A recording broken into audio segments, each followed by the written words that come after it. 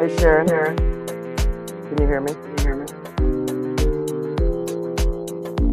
Hello.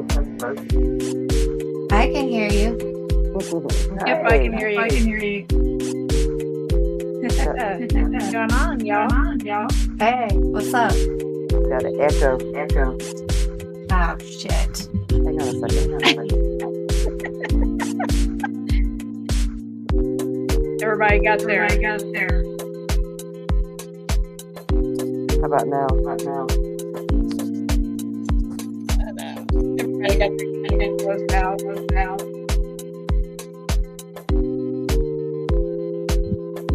Can't hear you well, artist. Can you hear me now? Yeah. I can hear you. Can you hear me? Oh yeah, I can hear you. Sure.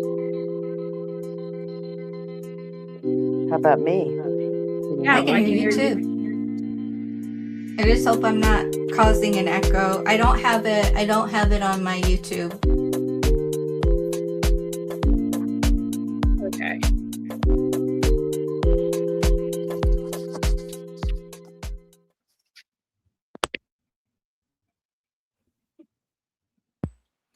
All right. Hello, everybody. How are you? Did you see what Everybody out there Christina tonight? said? You guys hear? Yay! What? She said, "I'm crying. This needs to be your opening for every live. Y'all have me cracking up." I forgot we were live when we were doing that. Oh my god! I totally forgot that I had already hit the thing.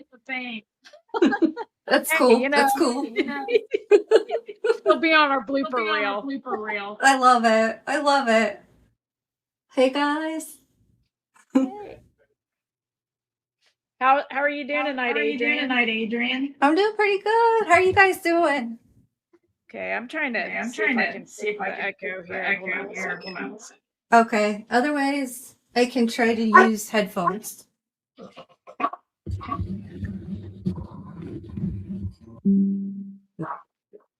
Don't do that. You put your headphones on and we'll all look like Minnie Mouse.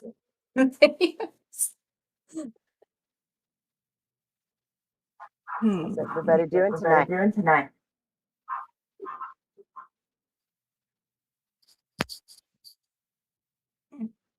What you been up to tonight, Adrian? Today?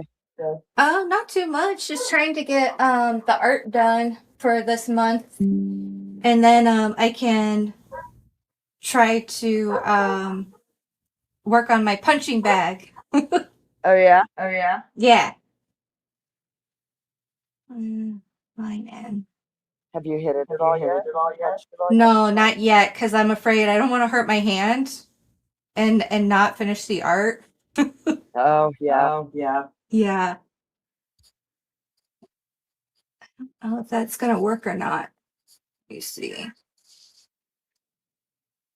Probably gonna hear my cat. Sorry. Oh, that's okay. Probably hear dogs too. Who's in here tonight? Oh, hi Deb. Oh, hey Christina. Matt Payton. Carl Ann. How's everybody doing?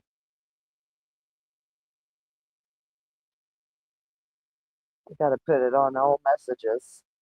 I always forget to change my chat filters and end up missing stuff.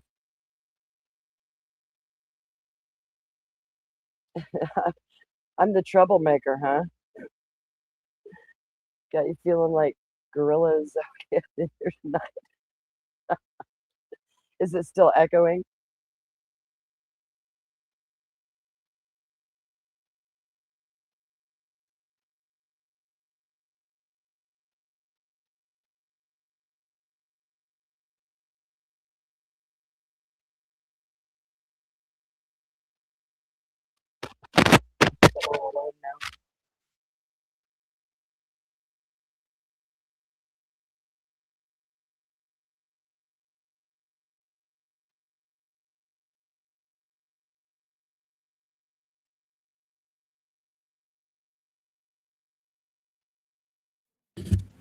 Can you guys now?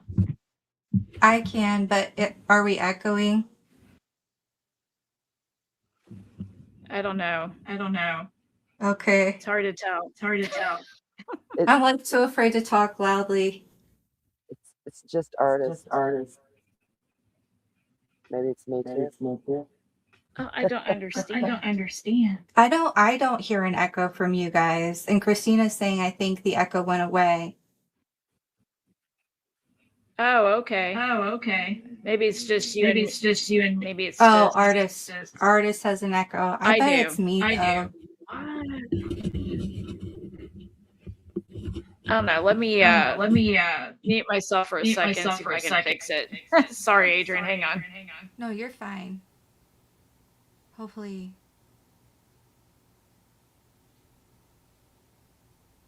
Okay.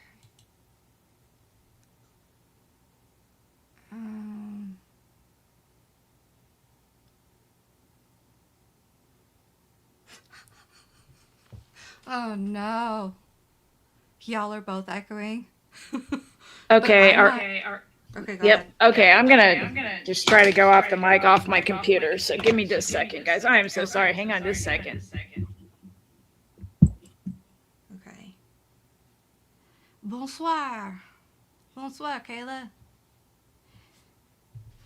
It's good to see everybody. Good to see you, Matt, Carla, Deb, Christina, Smoky Mountain, Kayla. You're in rare form tonight. Hell yeah. We'll have to have you up. Let me make sure I'm not the problem because You're not the problem at all. I don't know. I don't know. Let me see. Do I want to play or do I want to press that button? I don't know. What button? Push it. Hi, Come on, Dom. push it. I know. I'm like, oh boy. I don't. There's no echo from you, Adrian. Okay. Your presence when you just come in is so stunning. It's like walking through a cathedral. So you're going to hear us echoing all night. You crack me up. Thank you. I don't know. Hi Dom. Hi Sunflower. Okay, so I'm gonna see if that starts echoing. I'll know that it's the headphones. Okay.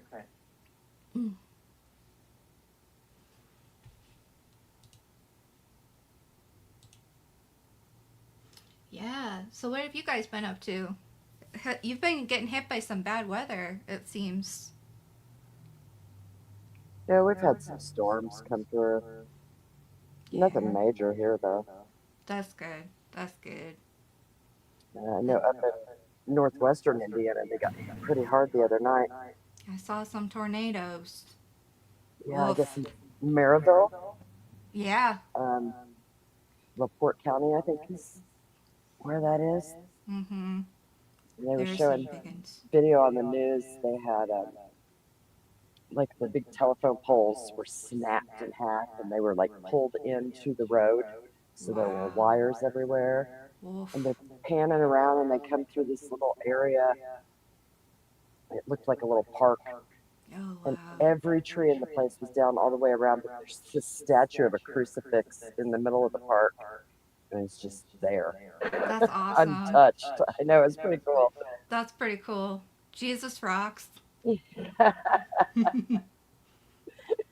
Not today, tornado. That's right. Not today. Okay, can you guys hear me better? I can hear you. Still echoing. Ah, damn. Okay, let me try muting and then see if that helps. Okay, Yeah, you're good now. Okay, I think that all we have to do is like, Adrian, you problem child. We'll just have to do it the way we did it the other night, where just when we're not talking, we just mute, and we'll just have to throw up some hand signals or something. We could see you, Adrian, but we could throw hand signals at each other. So. All right, awesome. I'm going to mute myself again. I'm going to plug my other mic in and see, and if that causes a problem again, then I'll go back to this. So, unless you guys just think I'm okay like this. So, oh, good, no echo. Christina says, "Yay!" Okay.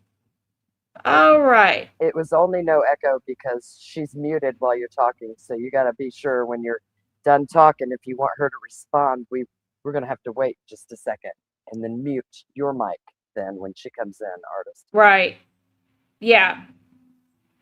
Okay, I'm going to mute myself, then I'll plug my other mic back in. Yeah, and since we're going to do the mute thing. Okay, I'll be right back, guys. Sorry. Technical issues, of course. Hey, Dom, what's up? Good to see you, man. It's been a minute. We got Sunflower Soul in here, too. Throw hands, but no gang signs or Mason signs. Yeah, no.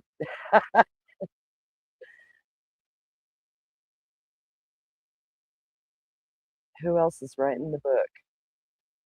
Who's writing a book, Adrian?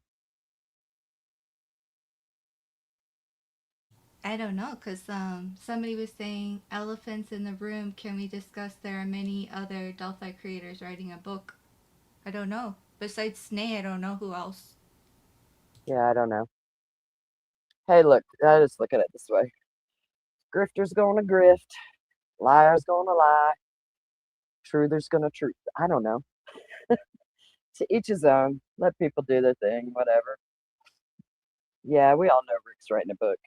Doesn't look like much of anybody's buying it yet, so I don't know.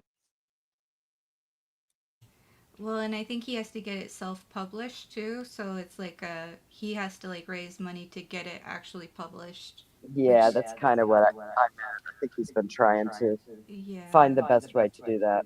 Mm-hmm. So good for him, I guess. I don't know.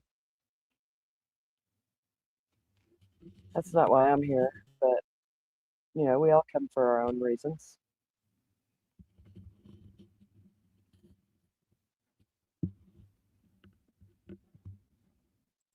Are you writing a book, Adrian?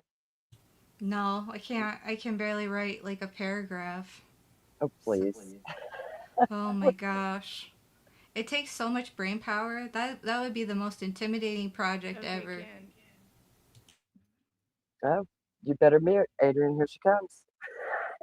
It's you two. You two queens fighting over the room all the time.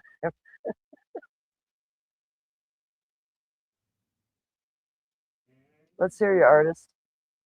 You're unmuted. Yep. Can you hear me? Can you guys hear me? Yeah, we can hear you. You can? Yeah. That's weird because I can't hear you. You can't hear me?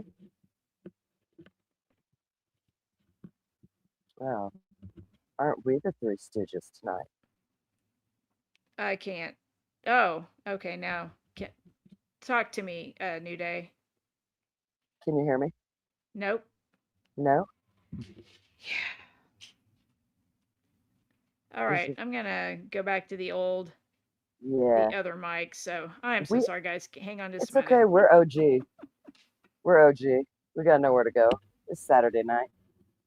Y'all's my date tonight. We just hang out, do our thing. Oh, hey, Christina, what happened on Rick's Live the other night? Said you were dying. I hope hysterically.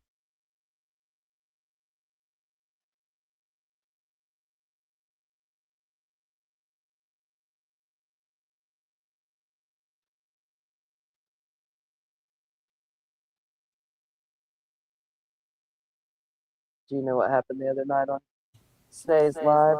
I do not know what happened. Other than I saw, yeah, I saw that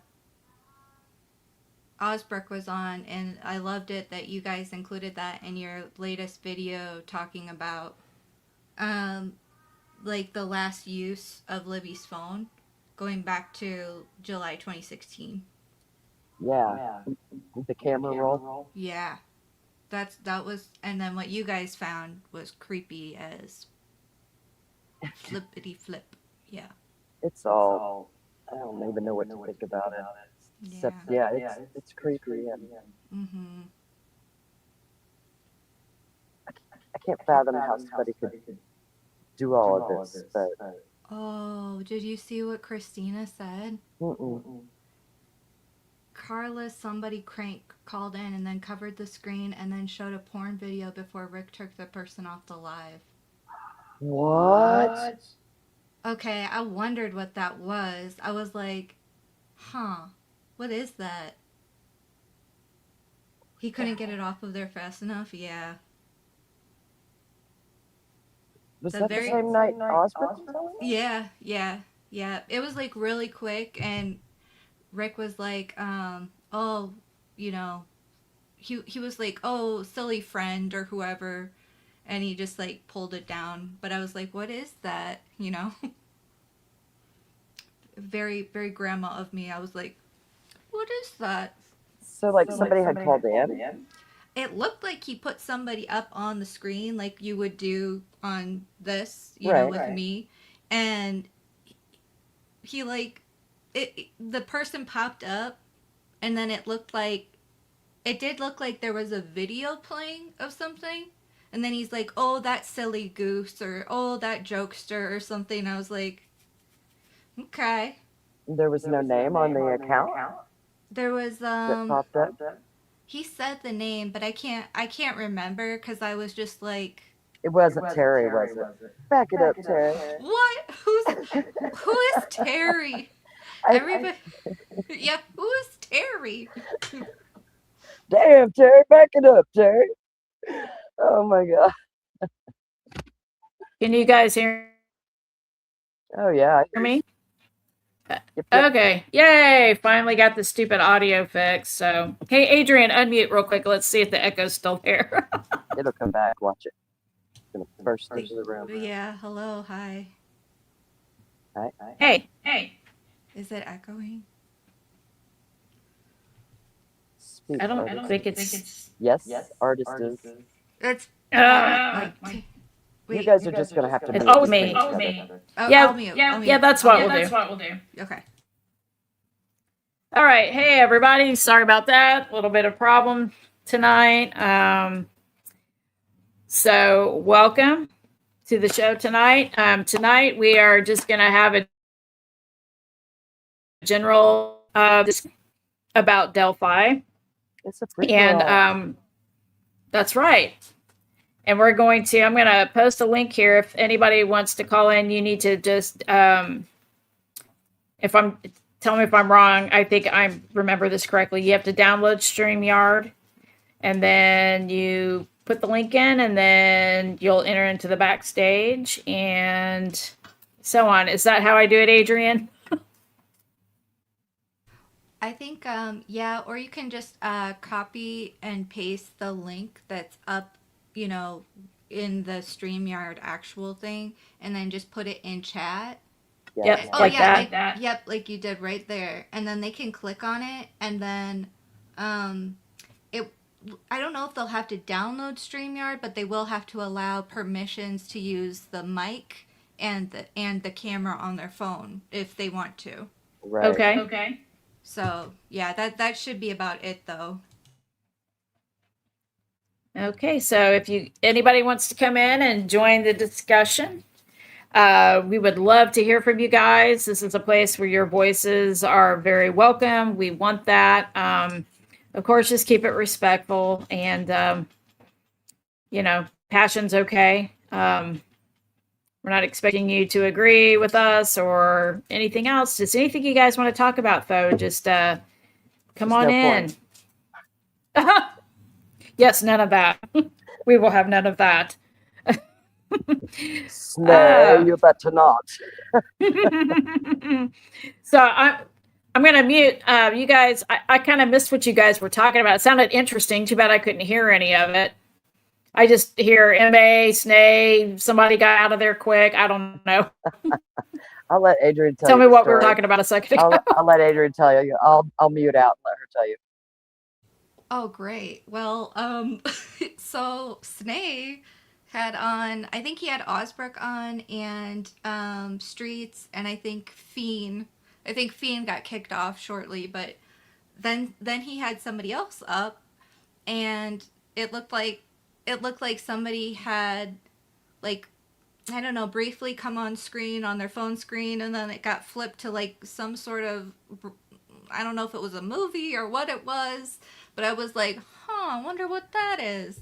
And then it ended up being a naughty movie, and luckily Snake got him off in time, but he was like, oh, that silly goose. You said luckily Snake got him off in time, and I fell out, girl.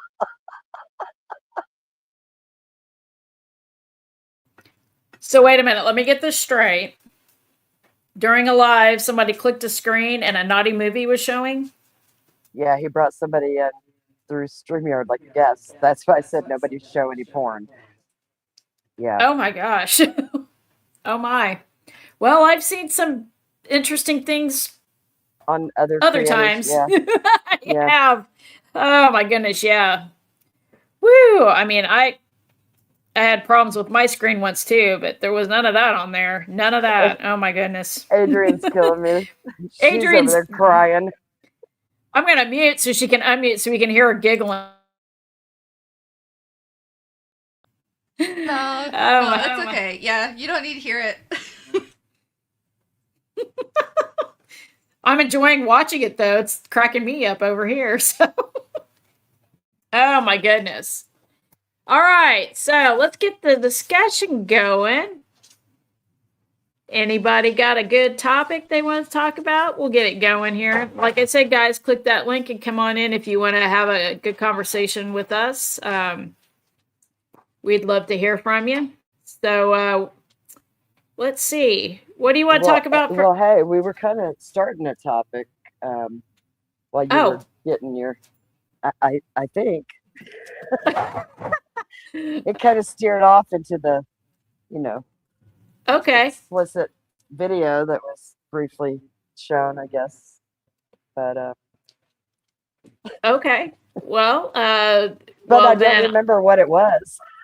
Okay, maybe Adrian can help us out. Yeah, let me mute. Go ahead, Adrian. Well, I was just talking about how, like, that Snay stream was the one that had the Michael Osbrook talking about what New Day just said, the camera roll going back to July 2016, and there being nothing in between, I think the February 4th and the July 2016 of anything being on the camera roll. But I couldn't tell if it was just the camera roll or if it was just on the Snapchat or other apps. And but you guys did a great video on it that people should go watch, because it also talks about somebody who conveniently created some some Snapchat, Instagram accounts, and yeah. I think I know there was nothing in Snapchat. I don't know about the rest of it. But yeah, he said there was really nothing on the phone since July of 2016. And then I came across that that clip. I put that little short together because I was watching True Crime Design. She was talking about the search warrant and stuff on Kagan Klein, and about that the account, what she says, and it's like a news briefing that she's reading, that he began using that account in July of 2016. And when I heard that, I went, brakes, what? What? Okay, so we got a phone that has nothing on it since July of 2016. It's been dumped, it's been reset, and whatever they want to call that phone, it was part of the German Patty family plan for their AT&T cellular. So it's a family phone, and then you just name the phone whoever happens to be using the device at that time. I don't know. What do you think, artist?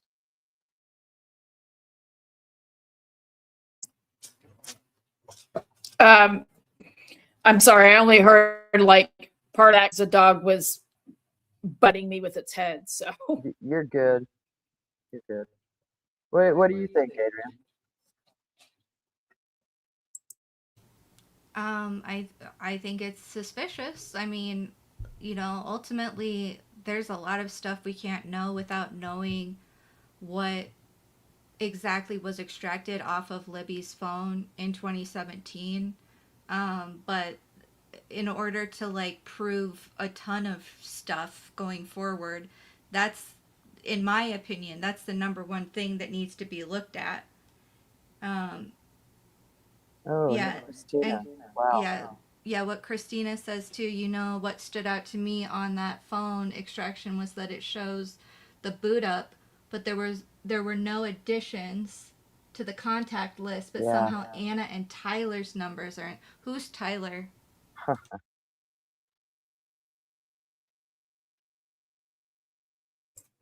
do you know who Tyler is, New Day? Which Tyler are we speaking of? Isn't that the boy who lived next door to the school that supposedly got Oh, on the Tyler plane? French? No, No? there's another Tyler. No, I don't believe it's Tyler Joe French. It's like, I don't know. I don't know. I don't want to say. Christina's saying Tyler Carpenter. Carpenter. Okay. Yes, Okay. thank you, Christina. Well, you know what, though? That makes me think, New Day, we were talking about whether or not, it's been rumored that they gave Abby a phone to use. So if only Anna and Tyler's number were in there, that would kind of make sense, right? Yeah. Oh, hey, Christina. Is Tyler Carpenter the one that supposedly went with Kowalski and jumped a plane from Canada to Alaska? Are those your dogs? Yep. They're over here wrestling. Ooh, creepy. I know. Yeah, the big dog and the 5-year-old are over here wrestling. So I guess you guys can hear that. They're crazy. Good dog, little dog. Good dog, little dog. I know. You guys go ahead and keep talking. I'm going to mute and go let them out real quick. I'll be right back. Okay. Well, Christina, you should come up. She said that she has like 75 questions. Who has 75 questions? Christina. Or 75 subjects. Well, come on in here, Christina. Yeah, come in. For sure. Come on in. The conversation's fine. Oh my goodness. Yeah, that's pretty interesting. Yeah, come on in, Christina, if you want to. Come talk to us. Just put that link in. Come on in. Let's see.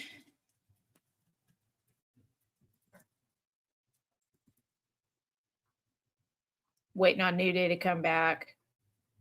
Okay, so anything else interesting that I missed the last couple days on other channels or discussions or anything else super interesting that you've heard, Adrian? No, I mean, other than I loved Christina's her recent video on Jerry, and then what she found on Kathy Shank. was just like, holy shit, it was crazy. Did you get a chance to see it, Artist? It's really good. Is that the video? Is that the video from a couple of days ago, or did I miss one? Yeah, that's the Jerry Holman. Jerry Holman's a liar. That she Oh put it yeah, yeah, there. yeah. I Yeah. definitely saw. Yeah, it's great. Yeah, I think we linked it over on our channel, didn't we? I think we Oh did. yeah. Yeah, that pork chop buffering thing had me just rolling, man. Oh my gosh. She's got such a great sense of humor. I know. I love that she calls me pork chop. But that tip narrative, I finally understood it by watching that. That because I've heard you talk about that, Adrian, a little bit. And The tit narrative thing. What did you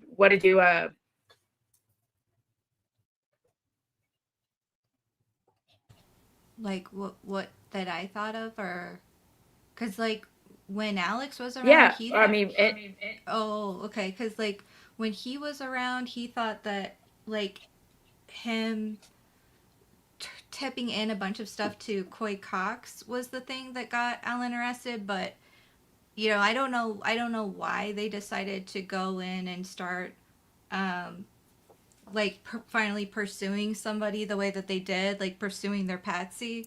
But I'm pretty sure, like, Kathy Shank, Amy G of Daisy Ass found that Kathy Shank printed off a one of one cleared lead back in late October 2019, for Richard Allen Whiteman, and it had our Richard Allen's information, including like when he was on the trails and like the IMED or whatever that's called for the phone.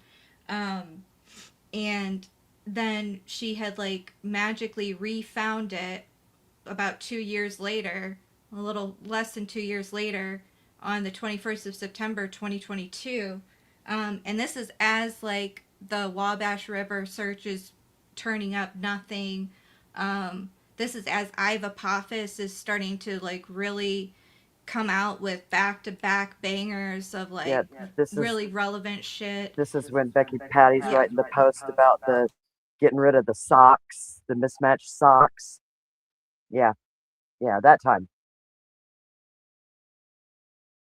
Yeah, so basically that was just like thank God for Amy G and her like, her meticulousness, because to me that shows premeditation, and especially like if you're going late October 2019, you kind of go into the holiday season, everything quiets down around the holiday season, and then right into January you have probably the biggest Facebook group for advocating for the girls, the Delphi Dilemma, the admin putting out the her person of interest initials as RA, um, and then like in February and March, you have things being like planted on 4chan and like the edits to the Delphi Murders Wikipedia page for a suspect named Richard.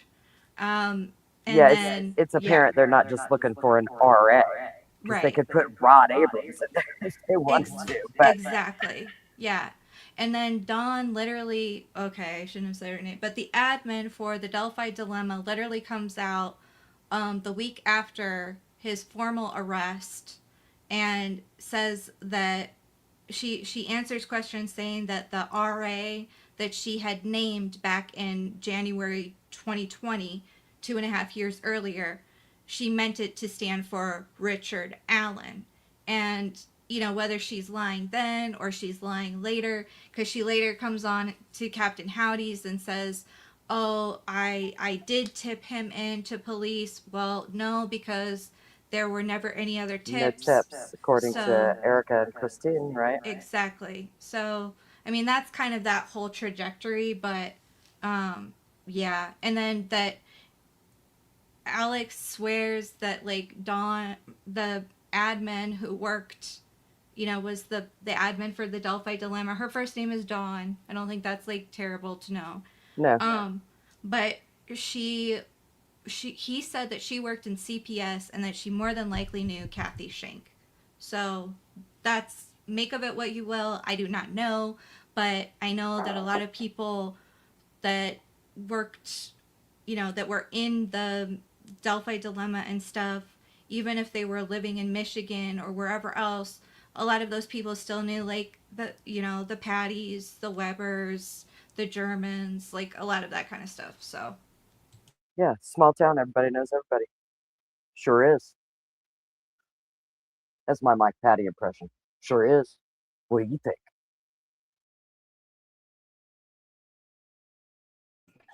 Snarky tonight. I like your Mike Patty impersonations. They're very interesting. Okay, goodness gracious.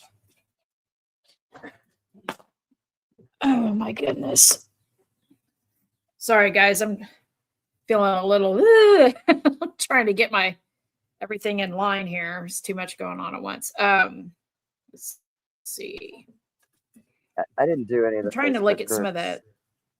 That's how people got doxxed. They joined Facebook groups and said, "We don't believe this crap," and then, yeah, I think it's just part of the public relations of it, and I think the Department of Family Social Services fits right into that in many of its fingers, like the CPS, or whether it's foster care or the different advocacy programs. It's about having access to people and minors that are already broken, traumatized. That's my opinion anyway, because so many people in this case and surrounding it have been through either the drug court system or the family social services system. Let's see.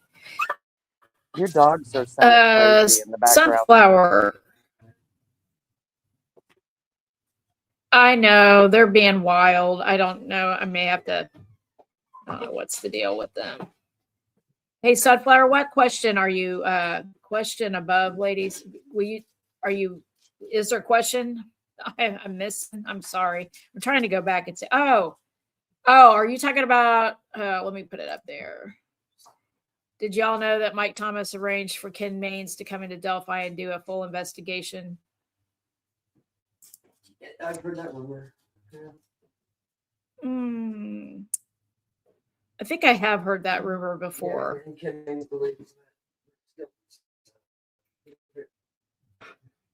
Which is interesting. So, let's see. Ken Maines actually said that. Oh, interesting. Oh, hey, Christina's coming in. Hang on a second, Christina. Uh-oh, where'd you go? There she is. Let me add you in here. Can you hear me, Christina? Hey, I can hear you guys. Can y'all hear me? Hey, well, you sound better. Yeah, I can hear you for sure. How are you doing? I'm good. How are you? It's good to meet you. It's good to meet you too. I know we watch each other's stuff all the time, but it's nice to actually speak to you. Yeah, it's My great. Goodness, how's your Saturday? It's good. It's going good. I'm glad you guys are doing a live. I'm excited to catch you, but I'm surprised to be here. Whoop whoop. Oh, hey, Christina. Hey, girl. Hey, Adrian. So, what would you like to talk about, Miss Christina? I forgot what I put in the chat just a bit ago. Y'all can remind me. I get so nervous. I can't remember. So, what were we? Oh, look. Well, we were kind of talking about Kathy Shanks, CPS service. We were talking about the tip narrative.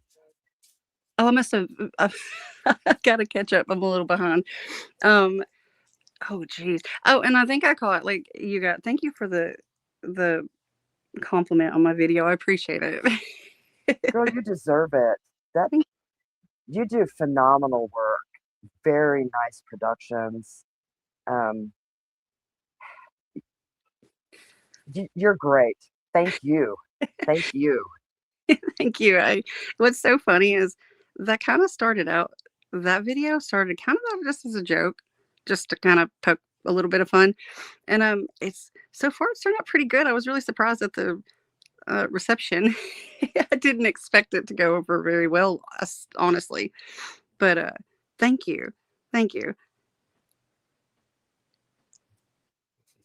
Yeah, Christine, I love all your videos have been great, and there's nothing wrong with a little bit of humor. You have to laugh at some of this stuff sometimes. You just have to. I do. I love that Adrian gets my humor too. You have to, I try to sprinkle a little bit in there just to kind of, just to lighten things a little bit, because so much of this can be heavy, but the jokes just make themselves with old Jerry. They really do. Can't help it. There's so much. Yeah, doofuses. I don't know. You got a cute little Southern accent. Your voice is amazing too. I know. You know what? You sound like where I would like to live and eat right now, because I used to live in the South and I miss it. I miss it all the time. New Day hears me talk about it sometimes. Yeah, I want some sweet. Do we want some what? Some sweet tea. I've actually got some sitting right here. You go, girl. I do. I love it. She's straight up like Uncle Si. She's always got her tea in her hand. Sweet tea. I do. In a giant Yeti cup with a handle. Yeah, it's perfect. Y'all are too funny. Oh, geez. Let's see. Deb actually said that you wanted that earlier. You said talking about the BG video and the Wayback Machine. I would like to know more about that. Oh yeah. I know Adrian had asked me some stuff about that, and I haven't forgot you, Adrian. I've still been looking, but there was just some stuff that I had. It's been back since sometime last year, and I was trying to explain. I think Adrian was curious about how I'd come up with some of the things that I did, and what I had come up with was showing that video was created on March 9th. I was trying to explain it to Adrian where I come up with that in that, that information, I guess. And what I did was I went to the Wayback Machine to. Yeah, what is that exactly? Can you tell us what that is? Well, the Wayback Machine, that's what the website's called. And you go on there, and it's a website archival. Oh. If that makes sense. So anything they try to scrub is there? Well, yeah. So basically you can take a link to any website, and you can go on to the Wayback Machine, and you can go to the Save Now section, and it'll save it, and it'll just archive like I don't fully understand it, so I'm not gonna. It saves an original copy of it, so that if they go and scrub it, there's still a history somewhere. If somebody has put it into that archive. Mm-hmm. Yep. So it's dependent upon the public. Yeah, mostly. And then I think from what I learned, I think there's like this, gosh, I don't even know what you would call them. It's not an organization, but it's like this sort of collective or something. And this is what they do. They go through and they archive just archiving community. Mm-hmm. Yeah, that's pretty cool. Yeah, and so especially, I think there's also like what they call a web crawler or something that also does that. But honestly, I don't really know a ton about how any of that works. But I know I have found a ton of stuff on there. So what I did, I went back because I was just trying. So if the first day that a page goes public, if somebody archives it, or if it's been archived automatically, it will have the date on there. And that was where I was digging around and looked in there, and I saw back whenever the web that Rick Allen Justice website first became public, and that was November 11th. And then whenever the stuff came out with the video, which I didn't know anything about the website prior to that, but when I was digging into it, and I went back to the day that the video was put on there, and I was trying to get like the metadata and stuff from the video. You mean the 43-second that they released Mhm. last year in March? Yes. Yeah. Because it was said that it was going around like the metadata, and at the time, I didn't really know how to find it. So I went to this, I don't know what it's called. It's like a thing that you can pull like metadata from a website. Mm-hmm.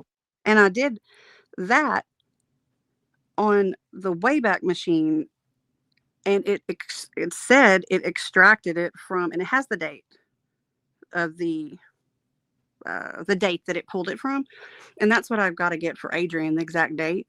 But that's where it gave me all of the. It says it's the all of the metadata and stuff, and it shows March 9th. Huh. And I was like, what? But see, they took that video down from the website, and those archivals, some of them just show it's like a black screen on the archival.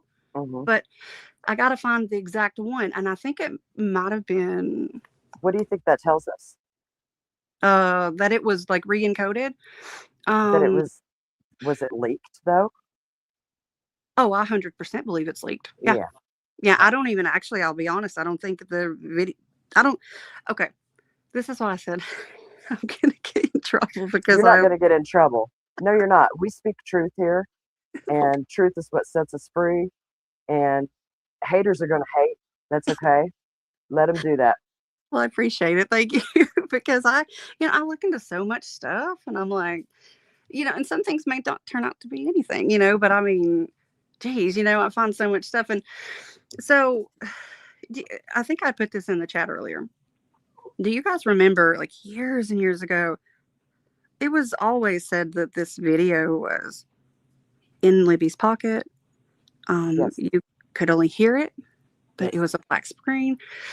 And I've been, I was telling, I think you guys and Adrian recently that, like, I've been going back through old podcasts and old everything I could find. Me too, Because I'm girl. like, It's gold, isn't it? right. I'm like, how did I forget all this stuff? Yeah. Like, Yeah. well, have you noticed that's what happens though? They like, I don't know who they, Yes. but it's like they're rewriting history. Yes. Do you realize Mhm. I really started deep dive in this case in about September of 2021. And Oh. I didn't realize till this week that everything that I knew from that point on, the FBI was no longer involved. I'm glad you actually mentioned that because I was trying to piece together yesterday actually when the FBI kind of officially was off, and then I get all squirrel and then I completely get off track. And so I forgot I was looking that up until you Well, just said, was that yeah, in like I can tell you this. Mhm. That when this case first started, and it was known as the Snapchat murders, yes. we had what was called the multi-unit task force. And then they started calling it unified command. Mhm. That's when the change occurred. Because I Oh. looked up what those things mean the other day. Mhm. And when the FBI left and it became just Carroll County's baby, with ISP promising that they would not leave and they would assist. So Jerry Holman is that connection. Jerry Holman, Dave Vito, Jay Harper. There's at least one more. I can't remember. Was it Kevin Hammond or what Yes, was that? Kevin Hammond. I'm shocked I remembered that. Yes, and Kevin Hammond's gone back and forth too, Right. because his wife is actually a Cass County deputy, or she was at the time of the murders. I don't know what she's doing now. They live in Brooklyn, I think, which is just outside of Delphi. Okay. And he was like the town marshal there. Wow. Oh God, all these people are so connected. Wow.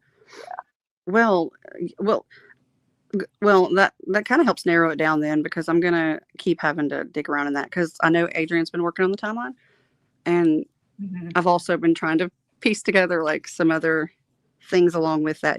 I can't pin that down yet, but yeah. Let me So ask you. mhm, Let me ask go you a ahead. question, Christina. Sure. So, so if, back to the video. Mhm. If that video was re-encoded on the 9th of March, you said the 9th of March. Yes. Yeah. And I Okay. have all that too. So New Day and I were talking the other day, and she's right. Um, for years, all we ever heard was that there was additional audio. Mhm. And then it was either right before trial, closer to time to trial, or right during Th- trial when we learned that there was video. Well, actually, that's not entirely true. I went back to that very first press conference where Dave Burston is talking, and he Mm-hmm. does say later on, that clip I pulled, he says audio from the cellular phone or from the device that Liberty had with her at the time. And then later on in the interview, he talks about there was some video, but much like Adrian said, we were always under the assumption that Libby had slipped the pocket or the phone into her pocket. Mhm. That's where what they led us to believe. And so there was no more visual, there was just some audio, and they weren't going to release that to the public. Right. That's what I. That's right. That's what it said. In the podcast that I've listened to recently. Was it Susan Hendricks? One of the first podcasts. Yeah, she's talking about that too. She's like, we know from Robert Ives that, what'd she say? Like, there's not much audio, and then, or excuse me, there's not much video, and then she's like, so Libby must have like slipped it into her pocket. And then it's a black screen and you can only hear it. And I thought, that's what I remember from years ago. And all of a sudden we have this clear, crisp Yeah, video put out. that's Okay. funny because I just watched that clip this last week with Susan Hendricks talking Oh, about is that. there like, oh, I was listening to the podcast, but there is, are you talking about from the documentary? Yes. Ooh. And I also saw, I think it was Court TV one night. They had a panel up there, and one of the FBI analysis people was saying the same thing about the phone being slipped into the pocket. Right, right.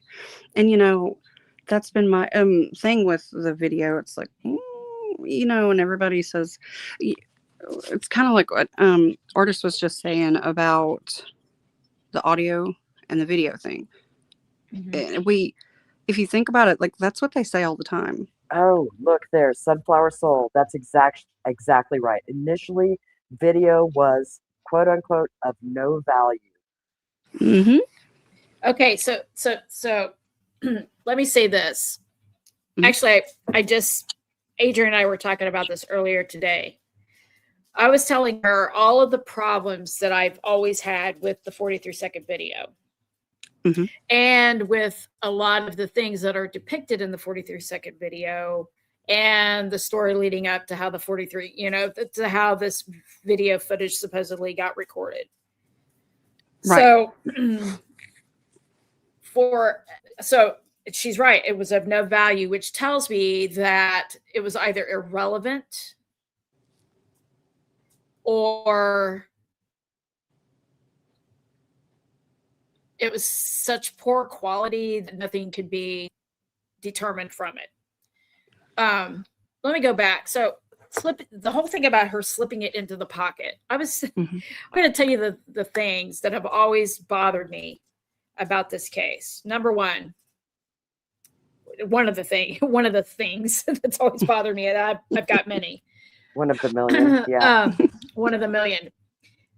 But right from the get-go, when we heard, so let's start with the abduction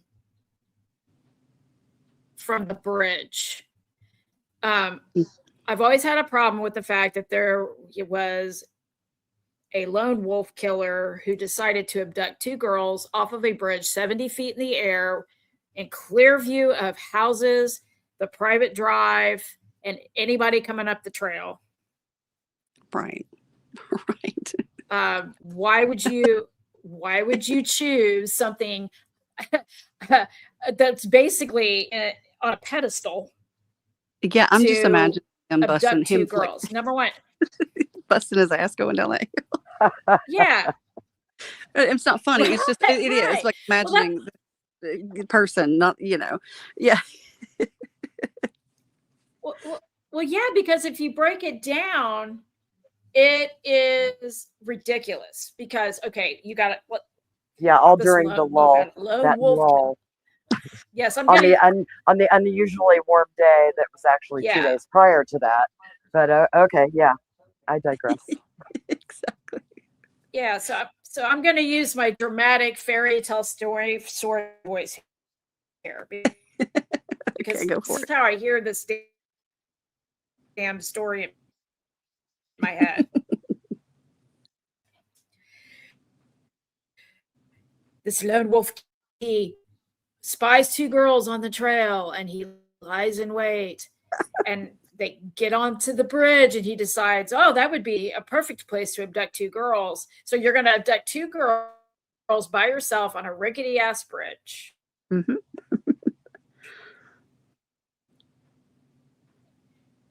Libby was, there, broad daylight, nothing on the trees. You could see it from 8 directions. You know what I mean? Exactly. That's number one. The second one was, You're kind of in and then out, it not being artist. taken away from. See, this is my problem. If he's out there watching these girls, let's just for shits and giggles say that the story has here. Now he's watching, right? So he sees them out there doing their, hanging out, doing whatever, and taking photographs with phones. Number one, most people had a cell phone in 2017, including teenagers. But if you're sitting there watching them, then you're watching them take photographs. So you know they've got a phone. Right. So how is it that they were able to hide a phone and then Abby in her last moment hides a phone underneath her body? But Abby's hands are found tucked in her sweatshirt, right? And there's no blood on the phone. Right. Yeah, exactly. But There's most no prints or importantly, anything on the phone. There's right. nothing. The phone's wiped clean. Spotless. But most importantly, except for the water and dirt that are up there in the port. What killer would abduct even just one person, and the first thing you not say is, give me your phone? Well, you do know, like the Ron Logan PCA, actually, it says in it never mentions the girls being abducted from the bridge. It actually, if this has been like a really weird thing for me, like, because the FBI said in that one, it said that they were told to leave the trails. And have you noticed, if you go through the trial transcripts, I mean, this may be nothing, but I can't help but notice it.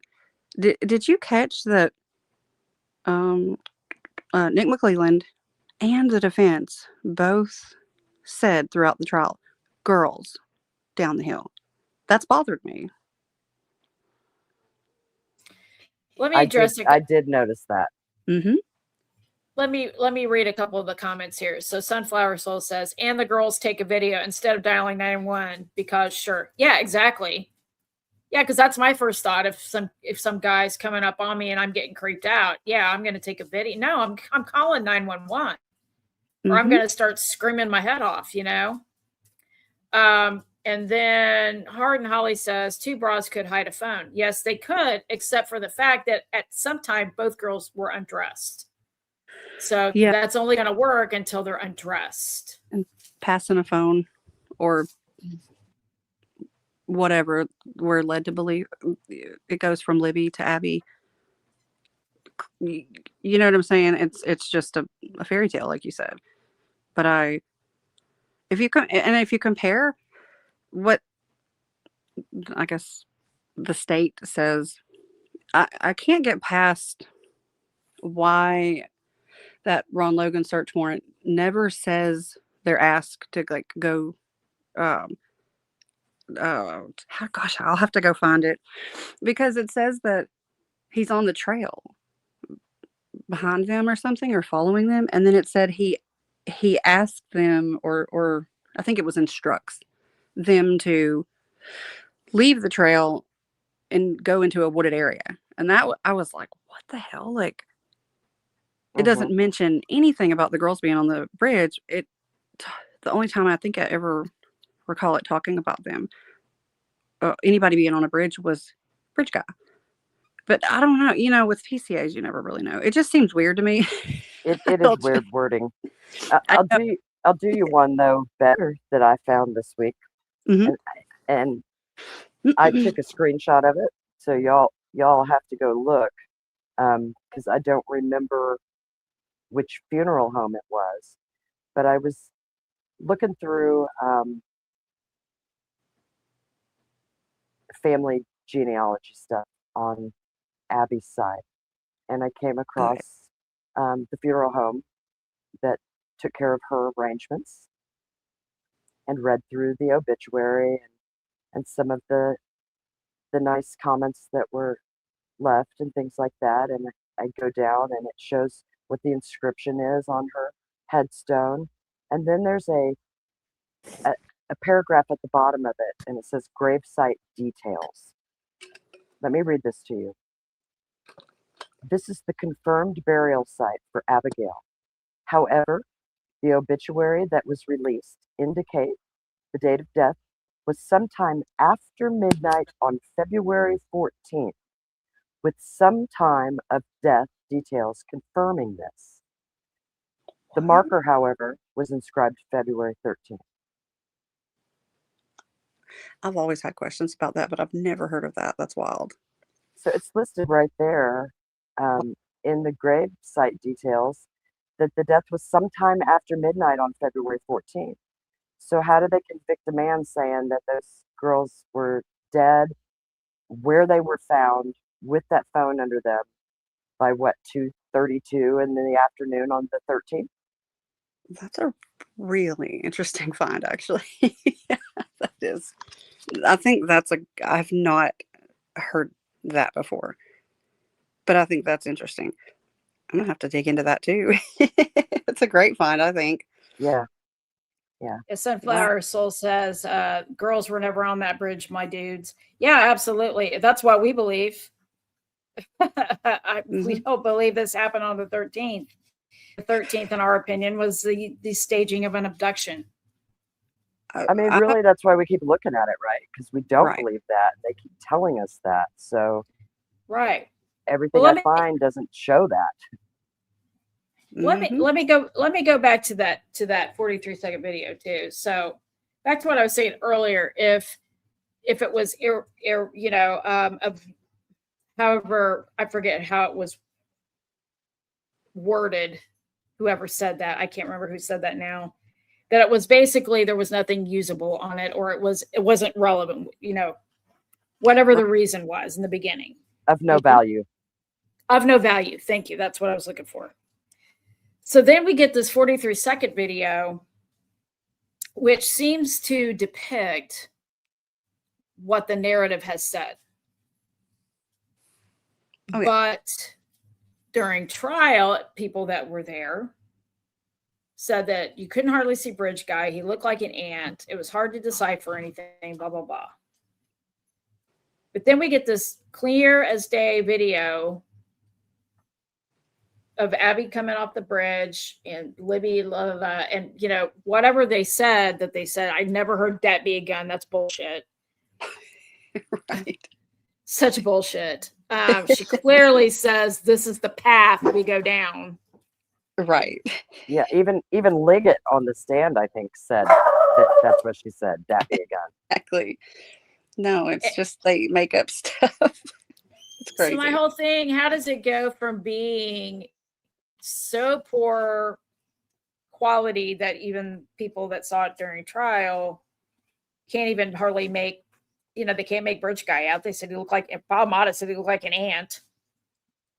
Yeah. Well, do you remember that um over the years they've said like we have audio, and then if you Yeah. remember during the trial, they or people that were reporting on the trial said that I can't remember if this was first or like second or third, but that they played the audio by itself, like the audio from the video, supposedly. And it's like, Mm-hmm. why would they do that separately? You know what I'm saying?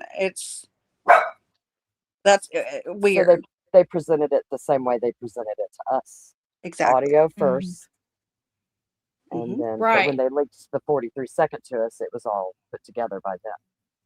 That's why I've been wondering what the hell NASA and Disney was doing for them. I mean, Well, really, here, because it doesn't make Well, sense. I've heard it wasn't NASA; it was the NSA. Oh, geez. I thought the well, here's, families, if I remembered, said that. Oh, I didn't mean to interrupt you, Artist. Go ahead. oh no, that's okay. So my problem with the 43-second video, since I first saw it, was immediately I've got problems with it. Hmm. Abby's top does not move naturally, and it's kind of a hyper color. The Yeah. colors are off. The colors are off. I was saying this to Adrian too. AI. So there's the programs out there. You can take a still photograph, and you can tell AI you can tell it what to make the object do. So you could say, make the girl walk down the bridge. Hmm. And it will make that photograph come to life and walk down the bridge. And it looks real enough, except if you really look at it, AI, it's kind of weird. It's kind of hard to describe what I'm trying to say, but like when Abby's head comes up, like it doesn't like flip up quickly, like in real time, like if I were looking at you and you looked up at me. It kind of does this. I don't know how to describe it. It's kind of a weird. It takes Like a moment for her face glitchy. to morph into Oh, focus. Yes, it's almost I I said that it was kind of like kind of acid trippy looking. You know what I mean? I don't know how to describe it really, but right. it's off. And then you've got the shirt that's kind of moving in the wind, but the trees aren't moving. You don't see a hair move on Abby at all. We never see Libby. We just hear who we think is Libby. Well, and you can hear Abby like, I mean, practically like she's right next to her. Right. That's the other thing, Christina. Yes. There's no, so 1 minute we have the sound in the background that's like, hoo, hoo, hoo, hoo, you know what I mean? Hmm. Hmm. And then people are like, oh, Abby's saying, is he behind me? I don't hear that at all. Right. Um, and then we have her, like she's standing right next, like you can hear her so clear. It is like she's like right there. Yeah. But then she comes running past her. Yeah, it doesn't make sense. It's off. It's off. And so, how do we get that from this other thing that wasn't even usable in the first place? Right. That's what I was listening to. Just gosh, I clipped it. It was probably just a few days ago of an interview. I forget where I found it, but anyway, it was Carrie, and oh, I know what it was. It was a podcast too, and she was saying that. Well, first off, she said, "I don't even like to say this phrase because obviously the connection," but she's like, when we first heard it, they played it for us before it was released, like publicly, and she's like, I'm like, it's so computery and glitchy, we couldn't make it out. And then she's like, and then they did their work to it and they did all of this, I don't know, like they're, where they had to beef it up so that you could, and then she's like, then they're saying like, oh, well, it's a new day. We could understand it.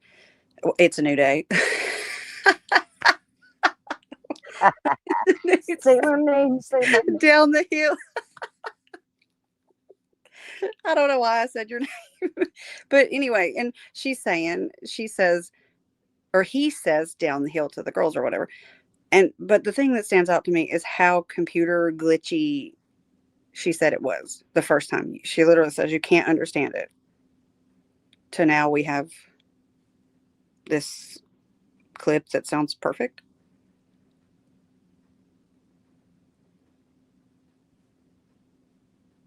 So let me tell you guys something interesting about the Disney thing, and it may have nothing to do with it, but I find it one of these other odd coinky dinkies. I can't remember which McCain brother it is. I think it's maybe, I can't remember if it's Dave or Dan. Anyway, they have a daughter who works for Disney in California. Just saying. Whoa. Yeah, I don't know that about which one that would be. I haven't heard that. Interesting. Yep. She out there hanging out with the Paladinos and Jeff Modisette. Oh. Yeah.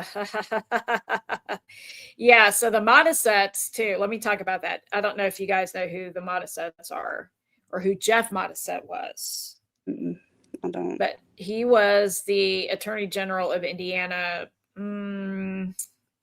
back in the 90s, I think, sometime. And he moved on to other political ambitions, and now he also lives out in California. And he works for, and I don't want to say this wrong, but it's like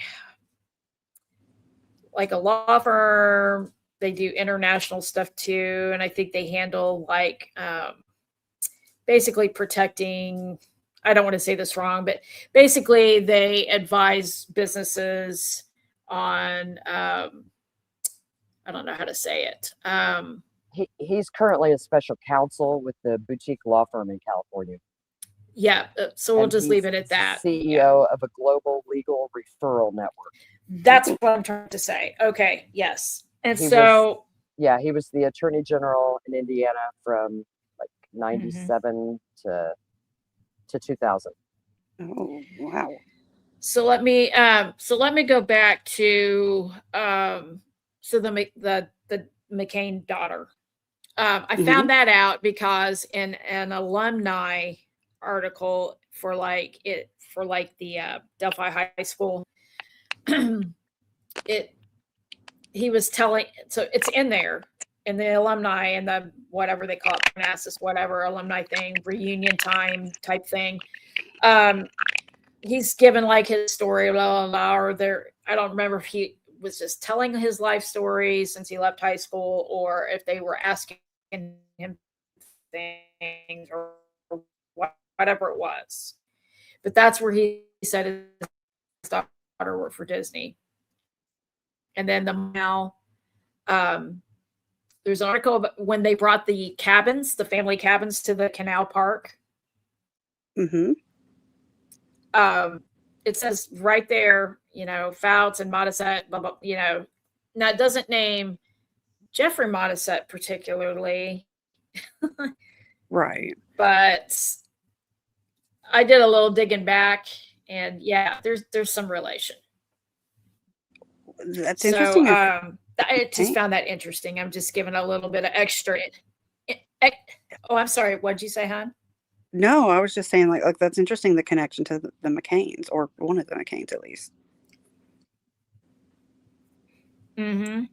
Yeah. So I've always wondered if that's maybe not where the Disney thing came from. Like, I don't know. I just found it interesting. So, no, that's a great. Oh my goodness, that's another great little tidbit. I think that's great because a lot of these people, it's interesting to see who knows who, where the connections come from. Speaking of that, did you guys? I can't remember. Did you guys like pay attention in that Turco interview to like where? I don't know who it was. I think Turco said which Turco interview? The Professor Turco interview with Jerry Holman. I don't know if you remember. With Jerry Holman. Yeah, I don't know. There may have been another one. I think I only know of one. Maybe I'm off, but the one from like 2023, I think. Yeah, you're right, Christina. There is only one. They Okay, good. released the audio. Yeah, the day after They- yeah, how you mean the one where he magically found him after saying the day before that they had no idea who it was and they would probably never find him. That one. Yeah, that one. Yeah, they just work their magic, you know. But so at the end of that interview, where I don't know if you paid attention at the end of it, where Jerry Holman's like, "Do you have any other questions for us?" And he says, "Oh, well, I was supposed to tell you, hey, from like, I think he said Twyla, and Yes. you caught that too." Yes. I did catch this. Go ahead. Yeah, he's like Twyla or whatever, and he's like, "How do you know her?" And he's like, I don't recall now where he said that she works. I think it was like at the front desk or something. Like the And clerk's office, I think. oh, oh, wait, what? I thought he Really? said it was like the clerk's office or the front desk at the clerk's. I don't know. I Something. Yeah. thought you may be right. I guess I understood it. Maybe he meant like there at Purdue, like this Oh, Twyla. yeah. That's right. It was at Purdue. Yeah. Okay, I was gonna say I don't know for sure, but I thought that was interesting though. But like he said something like that's my first or second cousin, and he's like, what? Like really? Like, oh, I love Twyla. Like she's just, Turco was just saying she was sweet, but I didn't know who it was. Was it Jerry or was it the Matt guy? And I want to mention something about the Matt guy too. The Matt guy. Who's the Matt guy? Hoffman or a police No, officer? well, I don't know if you recall at the beginning of the interview, he's like, I'm Jerry Holman, and he goes, "This is Matt Rosenbarger or Rosen." Rosenthal. Oh, I have to go look. I thought he said Rosenberger or something, and I was like, "Why is this like? Who is this person?" So I was looking him up, and this Matt person that was in this interview with him with Turco in 2023, from what I think, I don't want to say the wrong name, but it was, I think the Purdue like chief of police. And I was like, why is that guy in the interview with him? Maybe that's a normal thing. I don't know. That's interesting because I was looking at photographs of when the search was going on and how they had the perimeters set up out there. Because they actually did, True Crime Design talked about this years ago. The way they did their perimeters suggested to be mirroring what the FBI does when the suspect is still in the area. Oh, I don't know that I'm inner, following you. They have an inner perimeter and an outer perimeter. Oh, The inner one is more encircling of the actual crime scene. mm-hmm. So this was going on after the bodies were found. And the command center, the mobile command center that they had set up out there was from Purdue. They have their police force at Purdue University has their own mobile unit. That's interesting. I didn't know that because it's interesting you talk about the mobile command center because I've wondered how the hell that was because Tobe said, oh, like we brought a mobile command center right out there. And I was like, right, what, out where? Like at the, at the bridge or what? Like, but I didn't know that was from Purdue, but like you're mentioning, it's interesting, which I mean, yeah, I know these people, they all or they use each other for referrals and stuff and all, but I just thought it was interesting that the Purdue connection, like the guy in the room was also like the chief from Purdue, and he's like in his 50s or 60s. Yeah, well, this guy, yeah. Curtis Fouts was teaching at Purdue also, and so was Chris Moore, the archaeologist. And whoa, I didn't know that. Yeah, I think Fouts was like an adjunct professor type deal. Yeah. Wow. Well, see, the Matt Rosen, I thought he said Rosenberger, but when I looked up the name, it was with an A, not like an E, like BER. And if this is the correct person that he said, the guy was still in the interview with him the whole time with Turco. And I thought, that's kind of weird. That seems like somebody unnecessary in there, but hey, you know, what do I know? And he's like, he said, Matt's been trying to get in touch with you or trying to like work out setting this up for like 3 weeks. And it's like, but hold on. At the end of the interview, he said about the Matt guy, yeah, like we reached out to Matt to get to see if he like knew somebody who knew about like Odinism or somebody who taught it. And I thought, well, first off, who's the Matt guy? And second of all, how exactly, how can they lie about not knowing, which we all know they were lying. That's not really up for debate, but the guy being in there, I thought it was interesting. He's like the police chief of Purdue University. I guess they have their own department. He's also like the coroner or something there. He has like 4 hats. Wow. Mm-hmm. And who's the Matt guy to know so much about the Odin theory or whatever? According to Jerry, that's why he reached out to the Matt guy. Yeah, I'll have to go back and things, listen to that again. Yeah, I'll have to go back and listen to it because that's how it is in this case. Like you can hear things, and then later on, other things you go back and listen to them again, and then there's things that you didn't really notice before that now make some sense or have some meaning. They become relative all of a sudden. Yeah, that's interesting. I'll have to go back and listen to that again. Wow.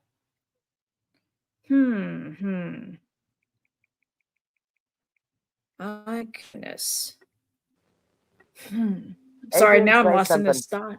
Yeah, Adrian, I'm gonna mute. You come in here and talk. Talk, girl. You're such a great talker.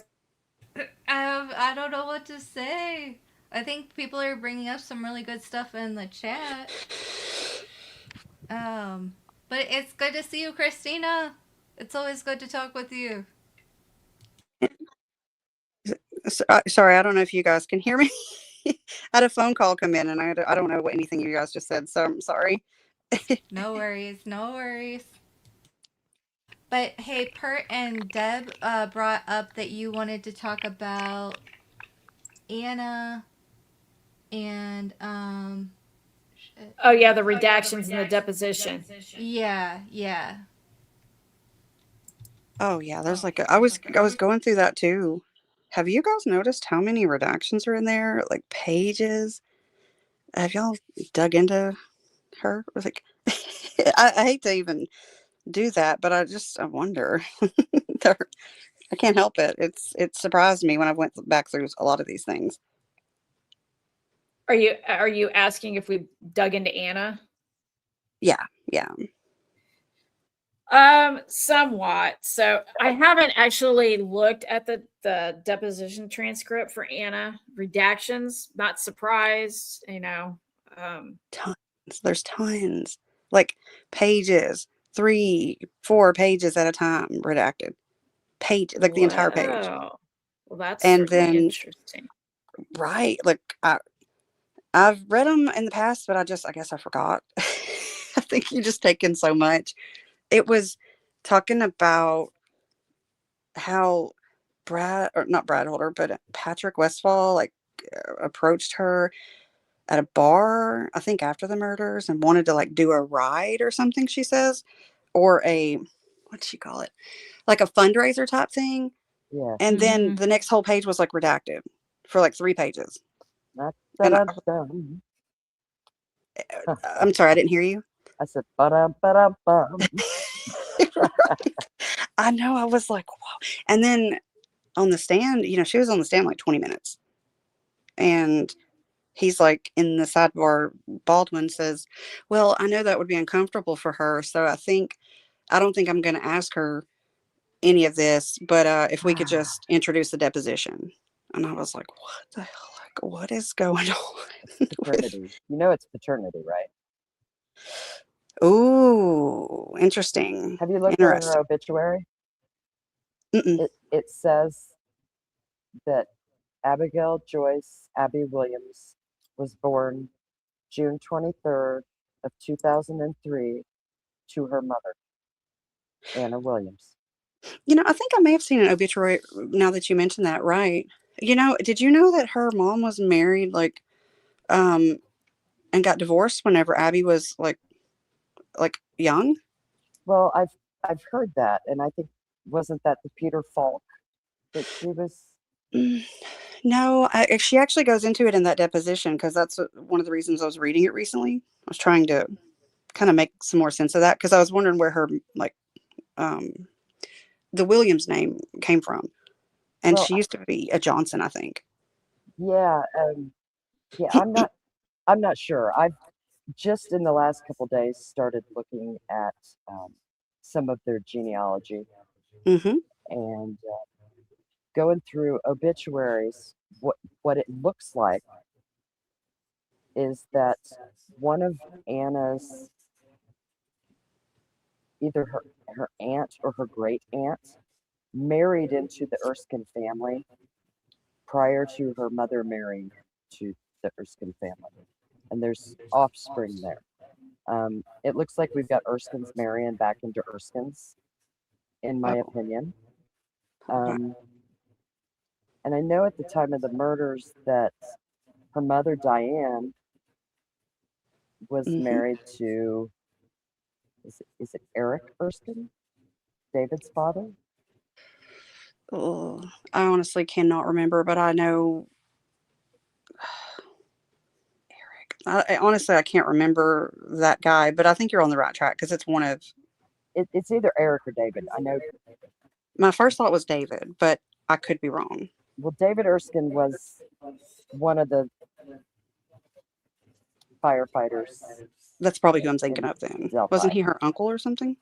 He's Abby's uncle. Yes, he's Anna's stepbrother. Okay, so it's probably the other person you're thinking of then. So Yep. she was married to Eric, his father, and I was looking at some obituaries. Someone in their family passed away back in April of this year, and it Hmm. lists Diane Erskine as being married to someone named Scott Erskine. Oh, So interesting. make of that what you will. I have no idea, Well, and that's just, there's some odd things.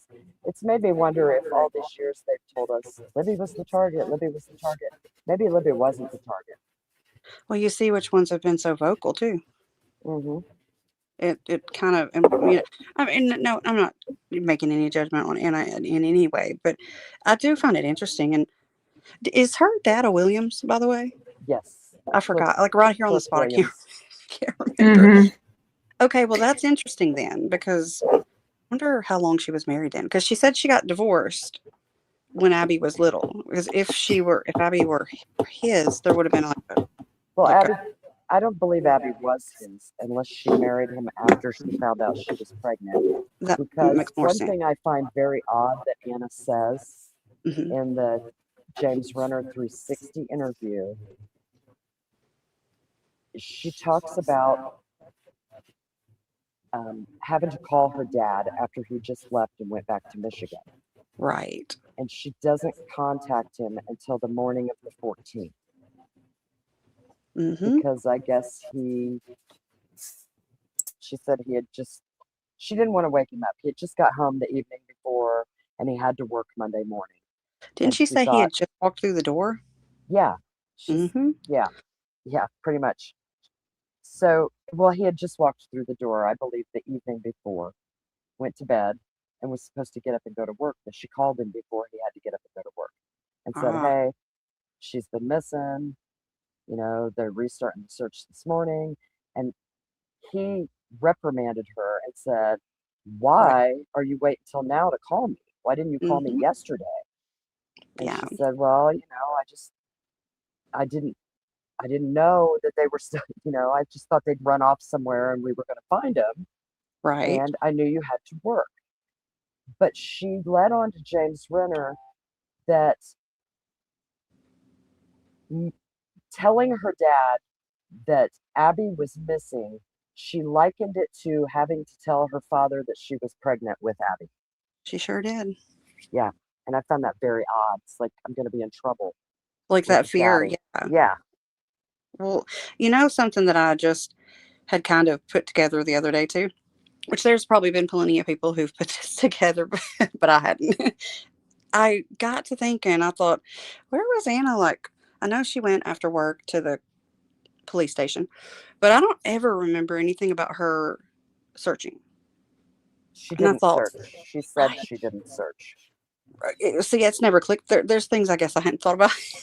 And I was like, oh, I mean, no judgment again. I was just thinking the others were doing this whole search party. And I just thought it was interesting. And that they were doing this major search and like she wasn't, maybe that wasn't her thing. Some people handle things differently.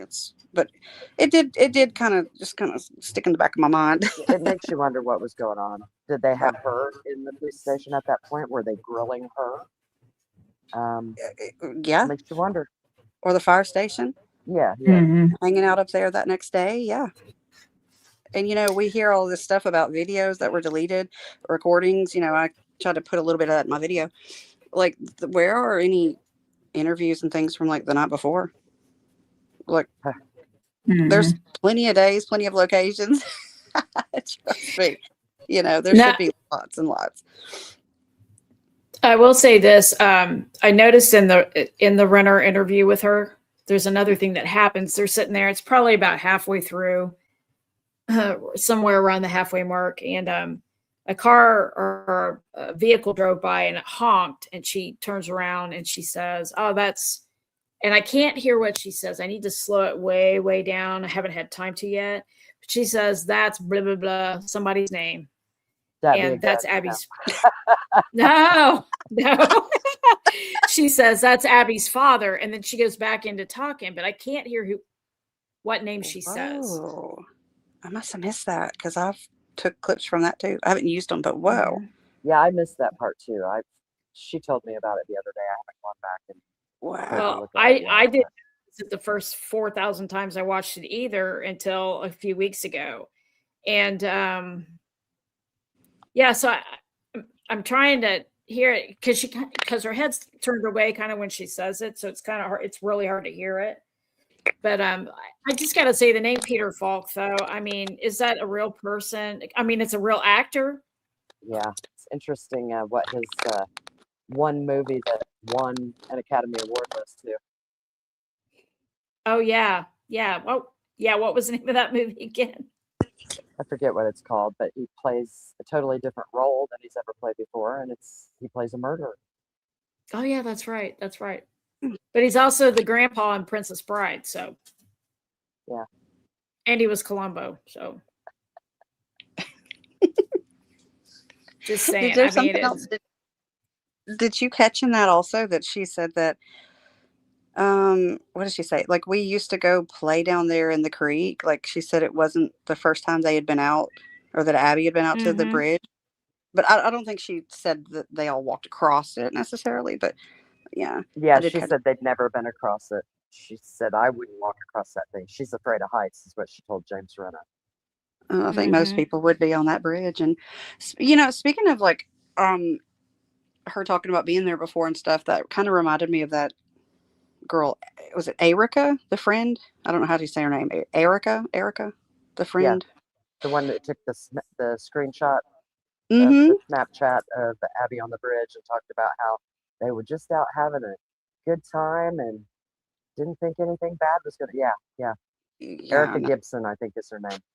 Okay, yeah, that reminded me of her, and I was listening to the early podcast, like recently, and something like that she was talking about because they were like interviewing her. You can tell she was young, and she says, "Oh yeah, like the FBI, like they came to our school and they were like really friendly. They were really nice." And she's like, they were wanting to get, the pictures, like the screenshots of, the picture, and she's like, they were trying to figure out the time, and she says, so we were looking at my picture and it said 3 hours ago. And she's like, my screenshot was taken at like 2:10. And I thought, hold on a second. Unless that was a different day. That wouldn't that be earlier?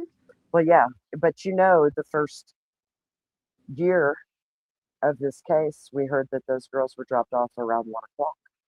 Oh, yeah, that's what all the early reports say. And there's a couple that say Mike Patty dropped them off. Yeah. I wonder about that too. Even that the CAD report says, I think it says that the grandpa or whoever was Well, the person who dropped him off or something. yes, and that's what I always thought too. Yeah, Simply because the the Marathon gas station CCTV footage, I believe, contained that. There were rumors that Mike had stopped in there that morning, had the girls in the vehicle, and stopped in and got some Gatorades for them, that's what I've heard too. That's interesting. and that he was And having an affair with the oh, Amanda woman who ran the place, who ended up dead a few years later. okay, that part's not funny, but I was really shocked about like I'd not heard the affair part. Wow, Yeah, interesting. yeah. Well, that's oh, like this is where I have thought like the whole timeline. I think we already all pretty well agree like it's kind of BS, and I think that's why. I think there was a whole bunch of other things that were going on that we haven't been told. And that's where that there's a comment about who was it, Tobe, sitting up at Riley Park with somebody in his vehicle around the same time I think as the murders, and Yep. like, yeah, you remember that one? See, Yeah, I I do. think Props that's got all that information. yes, yeah, it was a comment or something like that, right? Hmm. Yeah, and that honestly, to me, I'm like, that's interesting, and I feel like things like that are more could be Mhm. more realistic as far as the timeline. Let me say something about that too, because I was actually Adrian and I were just talking about this earlier in the week, I think. Hmm. So there was a time where I was heavy going through the like city county council meeting notes, Yeah, yeah. which is like reading a script for the Jerry Springer show, literally, at times. But there, I think it was 2014. See, there was a definite increase of like vandalism, arson, things like that, drug arrests, whatever. Around 2012, it started to kind of like it took this uptick, Yeah, Hmm. like a and I think it was 40% like uptick. yeah, a lot of an uptick, yes. And I think it was 2014. There were notes about installing cameras at Riley Park, particularly around the restroom area, because of all the vandalism. Oh, So really? where the hell is the footage from those cameras? Because Oh, yeah. I mean, I'm sure that footage no longer exists, but there should have been something like that because of all the vandalism they had put in to have those installed. It was also around the same time that they decided that they needed different recording equipment for the police station. And Oh, was that for the what was it? You said Yeah, what was they that for? upgraded all their equipment just like 2, 3 years prior yeah, to these murders yeah, happening. that's always been my point about them losing all of the The 70 days of interview interviews. is Well, it's like well, and Christina showed that in her video how there is a chain of command and like checks and balances for those yeah, things. They Yeah. surely would have known. yeah. Surely would have Well, I've always understood that, you not only have like during something like that, you not only have like the camera footage with the audio, but then there's like usually a second recording device, kind of like Right. backup. You know what I mean? There should be more than one way of recording Like a that. voice recorder. Right, exactly. Hmm. Hmm. Well, um, oh geez, what was I gonna say? I thought it was something I was gonna piggyback off of what you said. It was something to do with, um, oh yeah, yeah, you were talking about like the lost recordings and stuff. What really stands out with me on that is how they have all of this stuff that's of course come up missing and all, and you're like you mentioned Riley Park everywhere. One of the things Hmm. that really jumped out to me in the transcripts with who was it? Tobe. Tobe Listenby. The attorneys asked him, or they made the statement there are thousands upon thousands of hours of video footage. And I thought, hold up. We ain't seen no thousands upon thousands of hours. I wonder what he's talking about. Well, that's just it. They're not going to show it to any of us. But Mhm. they did go throughout the community, and they pulled as much video from cameras surrounding the area that they could, whether it was trail cam, home Wow. security, or CCTV footage from businesses. But they told us for years there were no trail cameras out there. Oh, he And talked about a trail cam in that transcript too. Yeah. Mm-hmm. Wow. Yeah. And Speaking of, wasn't it said for a while that the girls had walked from there to Riley Park to meet some other kids? And don't we know that Jake Johns and whoever he was with, I can't remember the other guy's name, started in that area and walked the whole creek up from Riley Park up to where they saw the clothes mysteriously that just appeared out there At the exact same time that they found the Yeah. bodies, nearly. Yeah. Right. as they directed Pat Brown down in that area because it was time, Mhm. I guess. I don't know. So they say. Yeah. Mhm. Oh yeah. Yeah. I have so many questions. None of this stuff makes any sense. Yeah. I've always had so many questions. I mean, to me, the events prior to the 13th are clearer to me and make more sense than the actual story that we've been told the entire time. Well, you were talking about the phone data just earlier. Mhm. And one of the things that I thought, if this phone were like wiped or whatever they said may have happened, that was what really jumped out to me when I was looking at that the other day too, the phone data stuff. And I'm like, it shows like the boot up, and then all of a sudden there's like text from Abby to Anna. There's no, from what I could tell, no entries of her name into the device. You would think if the phone were wiped, she would have had to go and that would have been part of it. And I didn't get a chance to go figure out whatever she was asking about, but it said the text from Abby was to Anna, which I thought was interesting. Excuse me, the text from the phone was to Anna. Right.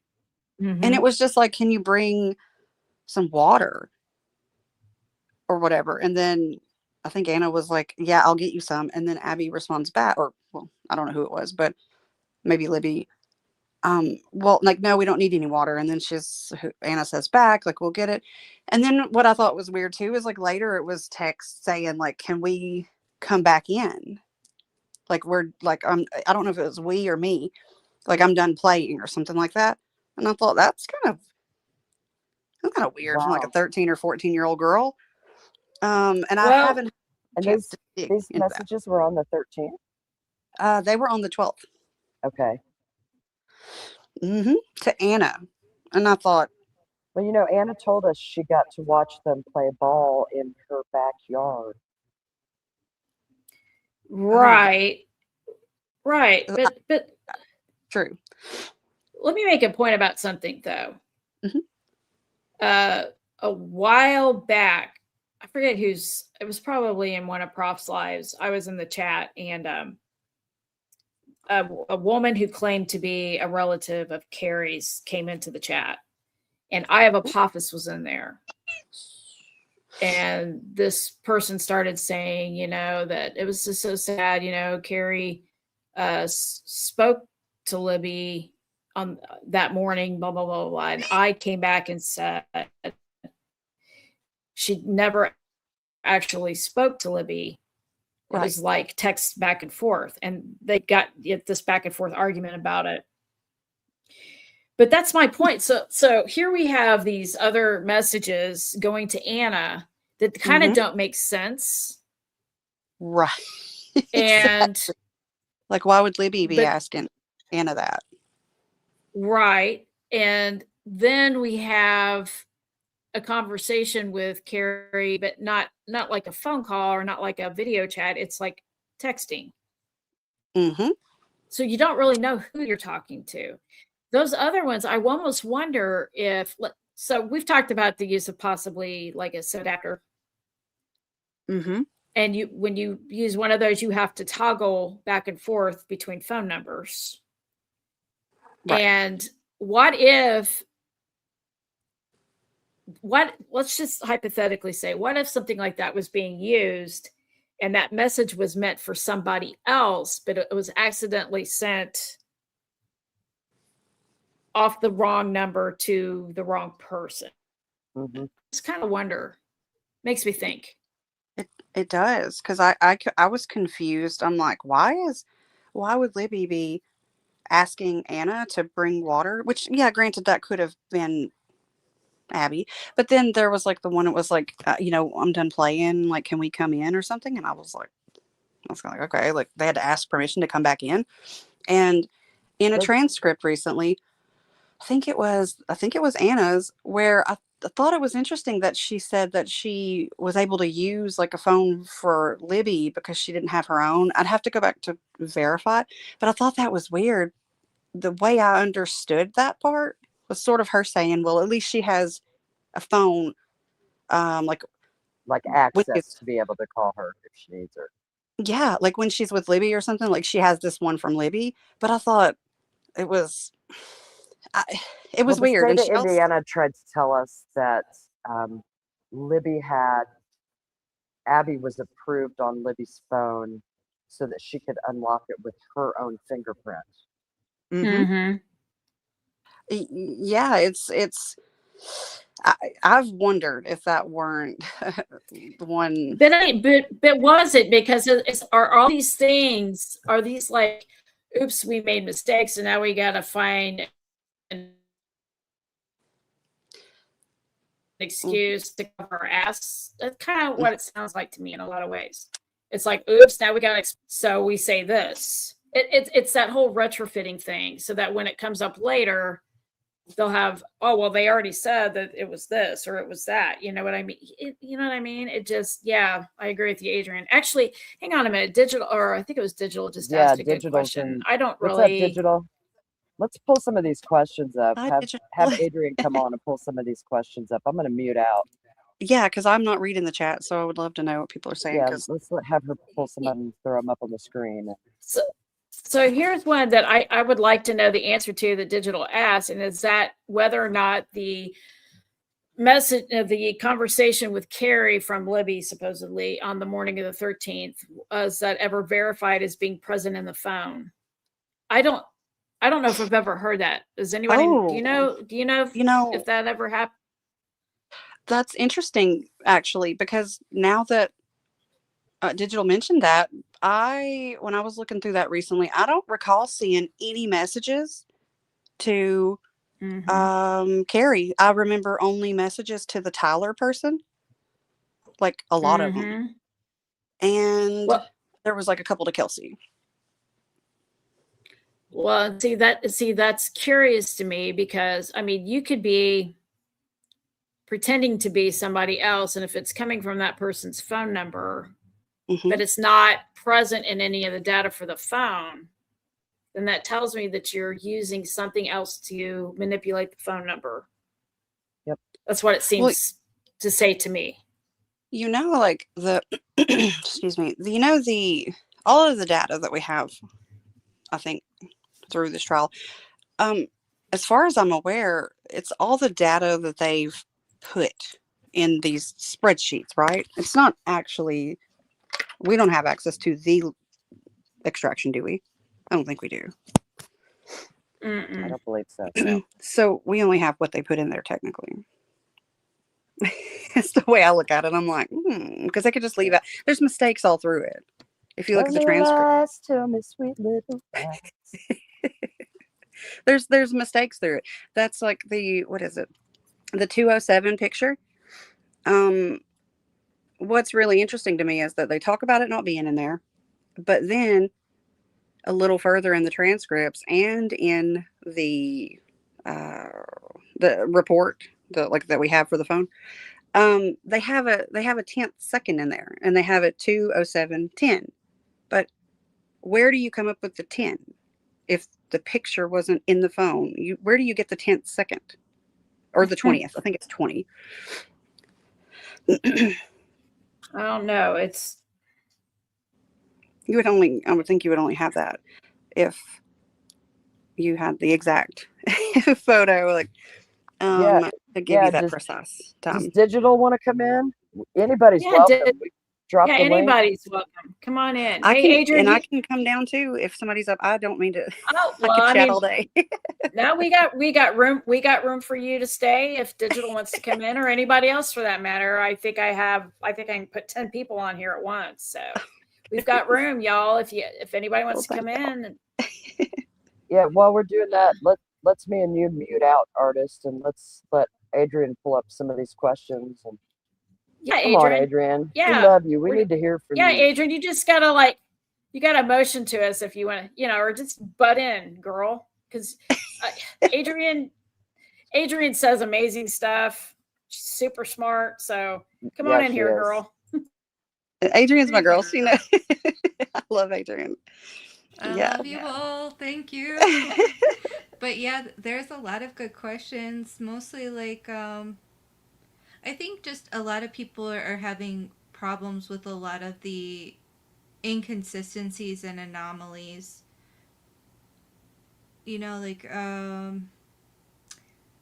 Different witness statements changing, never searching Anna and Abby's home, never looking through the family's digital. Did you guys know Anna had a boyfriend too? No. Yeah. Yeah. See, talking about searching the homes, that's what that made me think of. Well, then that would have been a great thing to do. Right. If God. Oh, she's a girl, guys. Digital's like, I'm a girl. We love girls. Come on. In the tower. So, yeah, there's just a lot of stuff like household members, DNA, all that kind of stuff. Yeah, it wasn't a very incomplete, botched investigation. Well, Anna's dated a lot of the men that we've heard names of in this case surrounding it. Yeah. And in those transcripts with Anna, one of the pages where there were at least 2 whole entire sections, it was right after they talk about her saying they came and took DNA from all of us. And then it was after that, multiple pages redacted. That was Anna. And I was everybody from the house, she said. And she said, I don't know where her boyfriend lived. She says the name in the transcript. I cannot remember it now for the life of me. But I was like, I never heard about a boyfriend of Anna. So, New Day, Matt asks, have you extracted the frames from the video, or are you using screenshots? I am using screenshots. I do go back and try to find an original, the earliest video or image that I can. But yes, I only have the capability right now to do it through screenshots. Well, I haven't extracted frames. Oh Hey Christina on one of her community posts has each frame a bridge guy. You have the 47 or 48 frames of him? Yeah, and that was something I took a screenshot of years ago. Maybe I forgot the year. I don't know if it was 2022. Yeah, I think Anyway. Slip Intuition broke that down one time a long time ago. Yeah, I got it from somewhere. Right. Yeah. But it's only from Bridge Guy. It wasn't from the whole video, is my understanding. It was it's just from that little GIF or the loop that we saw those first few years. Exactly. That was my understanding. Yeah. But yeah, it's broke down, but I think it's just from what law enforcement released, those 2 seconds or whatever. Let me say this back to Matt. Yeah, let me clarify something though. A lot of like what she was doing the other day with the upside down Abby. I mean, a lot of times, I mean, I know I do. I will take screenshots out of the video to work with it as a still to examine it. I don't know if that clarifies anything for him. Because I like the 43-second video, like, yeah, that's what we were trying to say the other day. If you're going to look at stuff for the anomalies, you have to get the most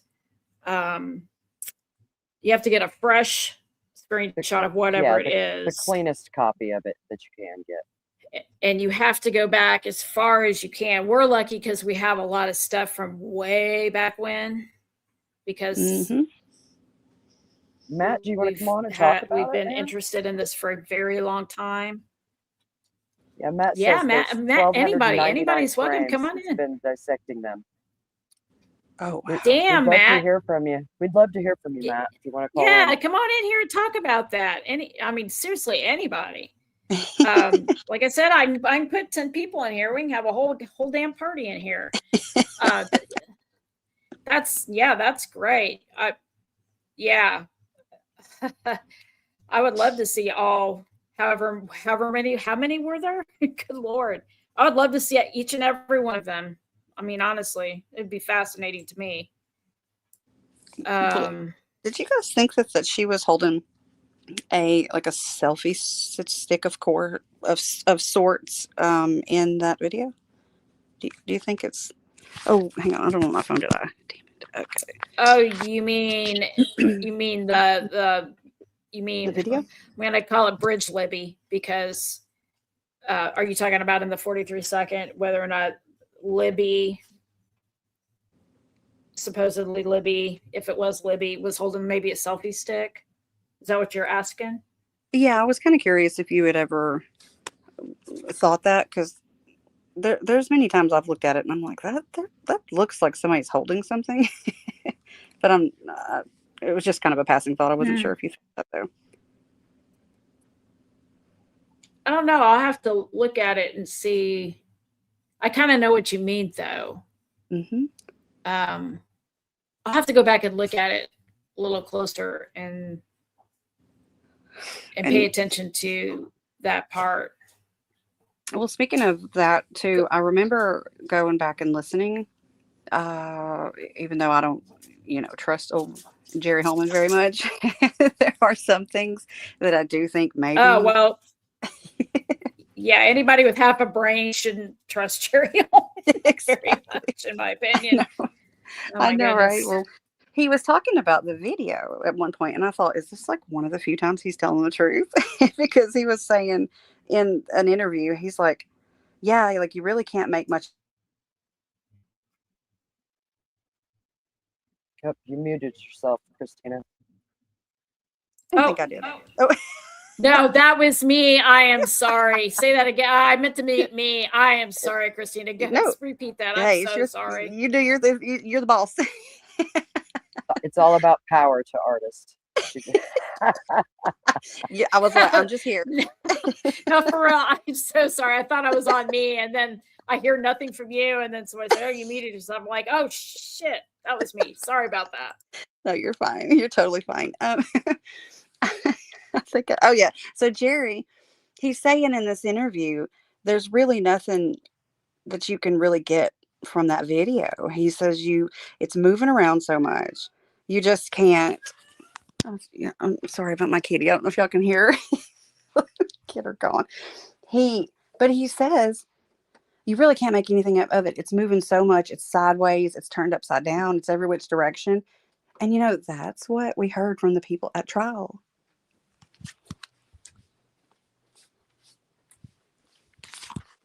Not this perfect video that's out.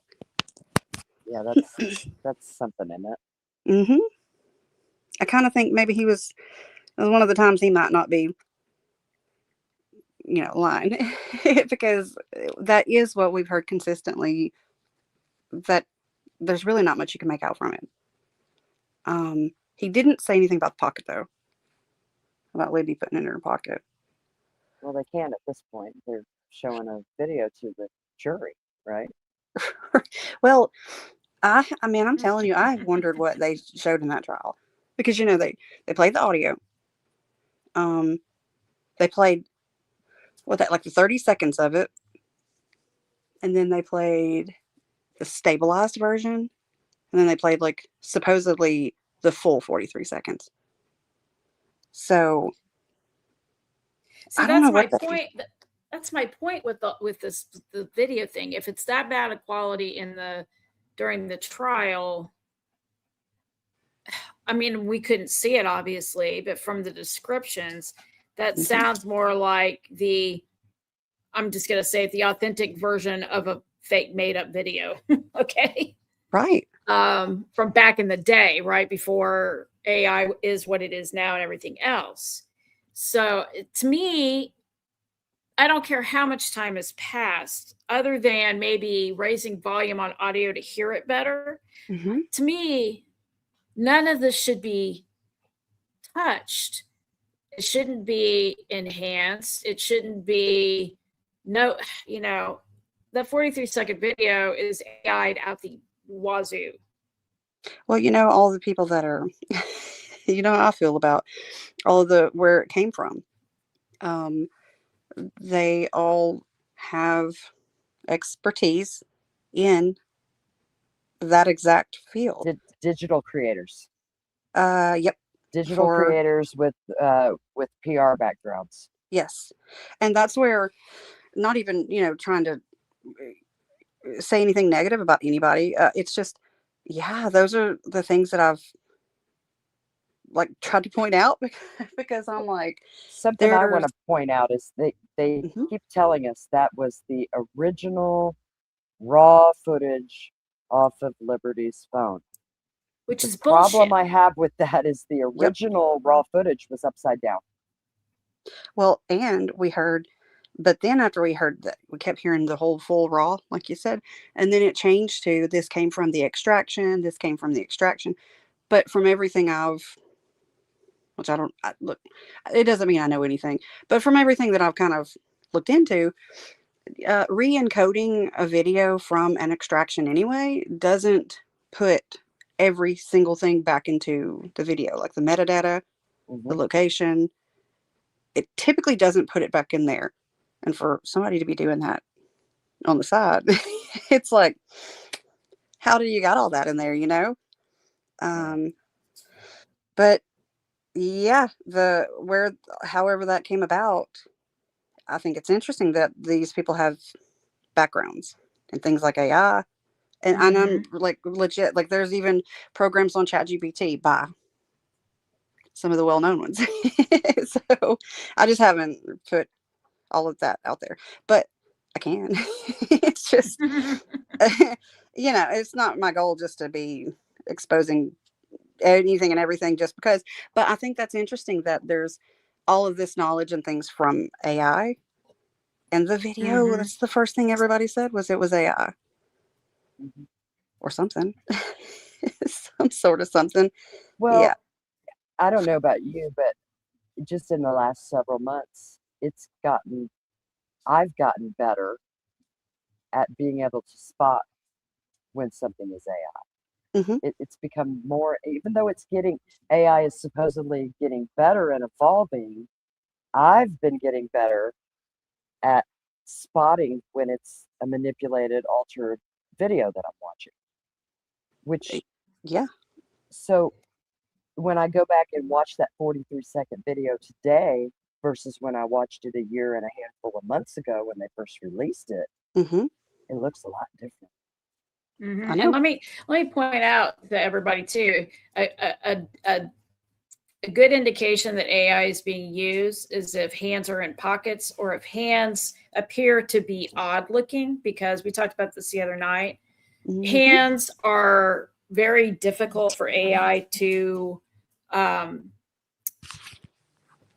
recognize because the digits move freely. Hands and Adrian and I talked about this the other night. Or have talked about this. We're both artists. Hands are the hardest thing to do on a piece of artwork.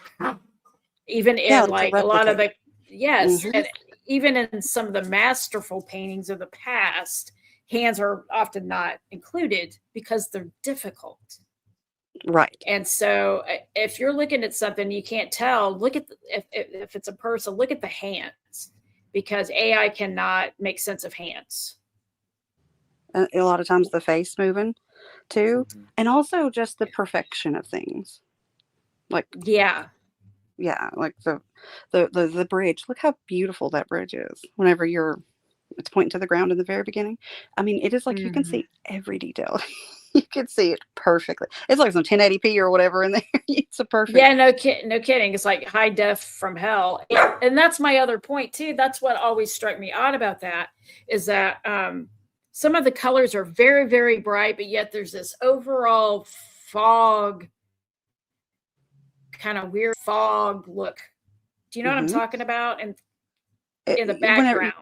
Yeah, I was going to say, you mean whenever she kind of is up toward Abby and turning, it's almost like everything's got this, like a haze, not a haze, but sort of, I get what you're saying, or at least I think I do. Yeah, there's like this haze, but yet the shirt is real bright, and the jeans have a lot of color in them that you're not going to get that in natural lighting. But then Bridge Guy's still very nondescript back there. I mean, there's problems with it. A lot of problems. Well, exactly. And they won't release it from the court. Why? And I have requested the hell out of that thing. I really have. I've put in request and request and request. And one time it took me at least 4 different back and forths with them where they kept saying they couldn't. And I'm like, what is your, like, the statute? Because they're supposed to give you a statute or a law to, a denial reason. Right. And it has to be illegal. Objection, what's your function? Come on now. And what I've noticed with them is they send back responses that are denials without denying you. And you can't go turn that in and say they denied me, because then they're going to say, well, that wasn't technically a denial. We just said we couldn't this or that. But it doesn't mean that it's a full-on denial. So I had to literally send, I think 4 total, where I was like, okay, I get it, whatever. Can you send me the denial reason, like the law or the statute? And then not even trying to be mean, that woman is so dramatic behind the clerk. She has no joke. I have multiple emails of her bitching me out. Really? I'm not joking. Carroll County, to me, maybe the state of Indiana, I have never met so many like emotionally stunted, emotionally immature people who don't know how to handle like accountability, like how to handle situations. Like one time I sent a request a second time because she hadn't responded to the first one except to say she got it. So I sent the next one, and she emailed me back to bitch at me that she had my request, and if I'm going to send 2, that it's going to make them do double the work, and that she was already working on sending it to me. Oh my goodness. I was chill. See, and I can't, I've said this before. I used to work in law. I worked in law for a long time, and I've been in every kind of court you can imagine, and especially in Marion County. But yeah, there's usually a decorum and a certain way things are done. And this is not the norm, at least not the norm that I knew. I mean, it is bizarre. And, hey, clerk, that's your job. I mean, that's your job. Right. And I will say, I'm not totally hating, because I will give credit where credit's due.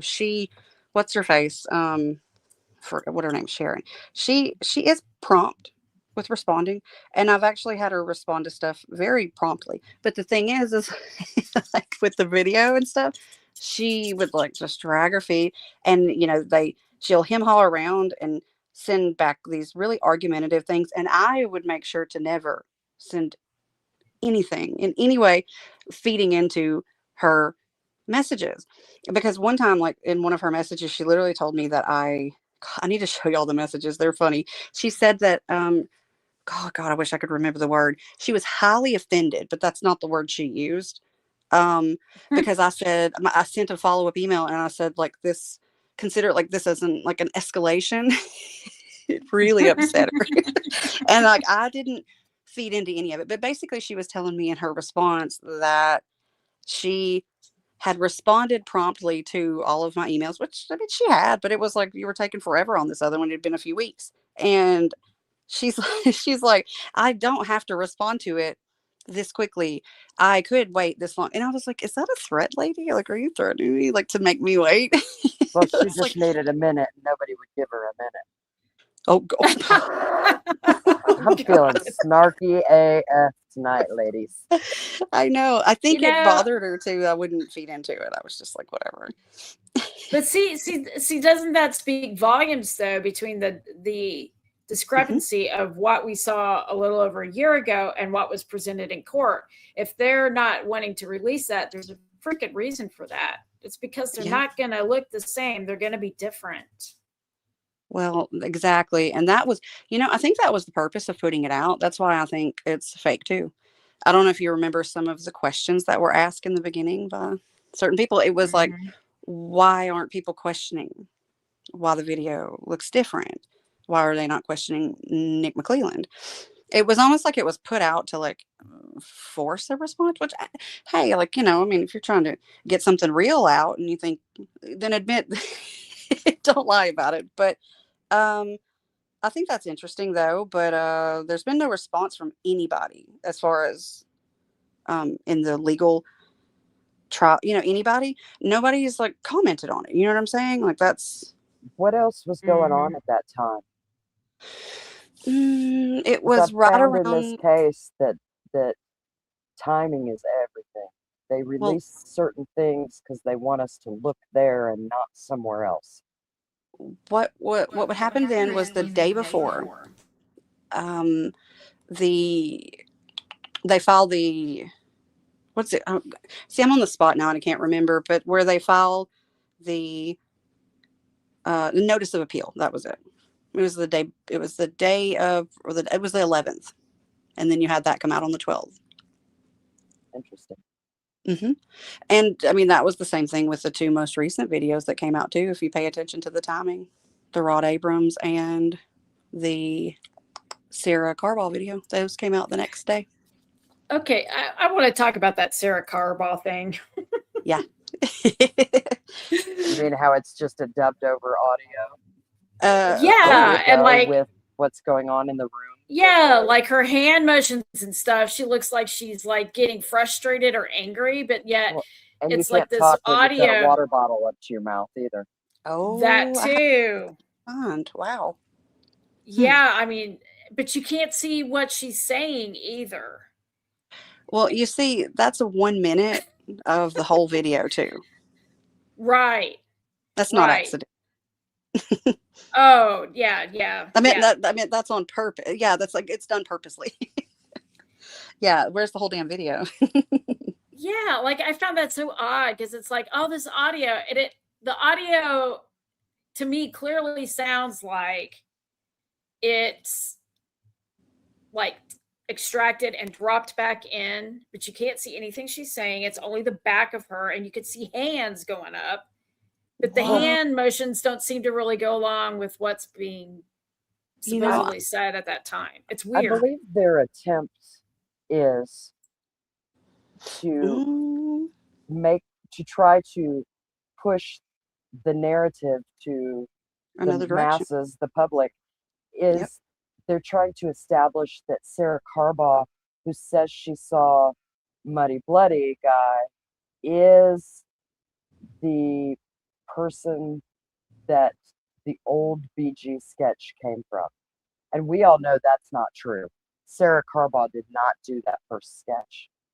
Well, they said that first one was a composite anyway, which I think isn't a composite. Doesn't that mean it's like a combination of many people sketch? Isn't that right? Correct? Yeah. I don't know who I don't know if it came from her or not. I don't know if she was a contributor, but no, you're right. I think Tobe Lesenby told us years ago that Daniel Pearson was. Well, you're speaking of that. Yeah. Do you remember at the debate where Mike Thomas was talking about that, and he's like, he's trying not, I think, not to criticize the department, but he's like, mistakes were made, and he Yes. says, you remember that part? And he says made up, and he catches himself. He said, and you figure out like that the whole all this information about the bridge guy or whatever was made up, and he like catches himself really quickly, and he's like, oh, was I forgot what he said, if it was wrong, but yeah. Mm-hmm. Yep. Mm-hmm. Yeah, I got to point out what Pertinent just said, because this is how I feel about it too. Where did it go? Oh, hang on a second. I'm trying to get back up there. This thing. Pertinent said, here's my thing. Here, I'll just pop it up there real quick. Here's my thing. There was absolutely no reason to not release the video with the audio if you think about it. There is nothing gruesome on the video, exactly, unless, like you said, the video is a complete fraud. You're right. Do you remember old dipshit Jerry saying in that one interview with what'd you call him? Old dipshit. The dipshit, yeah. I just think I think of him as like a big dope, like a big, just I don't know. I just feel like it fits. He's a meathead. Yeah, he is a exactly. meathead. Mm-hmm. But yeah, she was licking my boot, so you lick my boot, I'll lick yours. I know, but he says in one interview, he's just such a dope. But he says, I think it was Hannah Shakespeare. In the interview, she's asking why they won't release it, and he carries on just with the way he does. And then he's like, well, I mean, if that were my child, like, I wouldn't want it released. And it's like, what? Yeah, he says, I know. You wouldn't want it released, and then she says, well, after this much time, don't you think? And then he turns around and says exactly the opposite. Well, they have asked us to, but see, that's my thing. For years, they made it sound like there was something absolutely horrible in that video. Exactly. And then we see it and we're like, well, what was the big deal? I tell you what, I saw something interesting. It was not too long ago. I was watching Teddy Bruschi, and it was when Mata was on there, and they were looking at the 43-second video. You know what Bruschi says? He says, well, I don't see, he goes, that doesn't sound threatening to me. I mean, it sounds like two girls are trying to find a way down a path, and he's just like being helpful, like, hey guys, just go down the hill, Right. And it almost actually I agree. That's kind of what I was thinking too. And if you really, really listen close and you slow it down, I swear it almost sounds like he says, those guys, or there's guys down the hill or something, but I don't even. That's what I hear too. Oh, really? I haven't said that out loud yet, but yes, I have heard that. I haven't either. I thought that I've heard that. I did. That's funny you said that, because I literally was like, it almost sounds like if you play the volume really loud, maybe with like some headphones or some earbuds, it almost sounds like he says there's some guys, or there's guys like down the hill.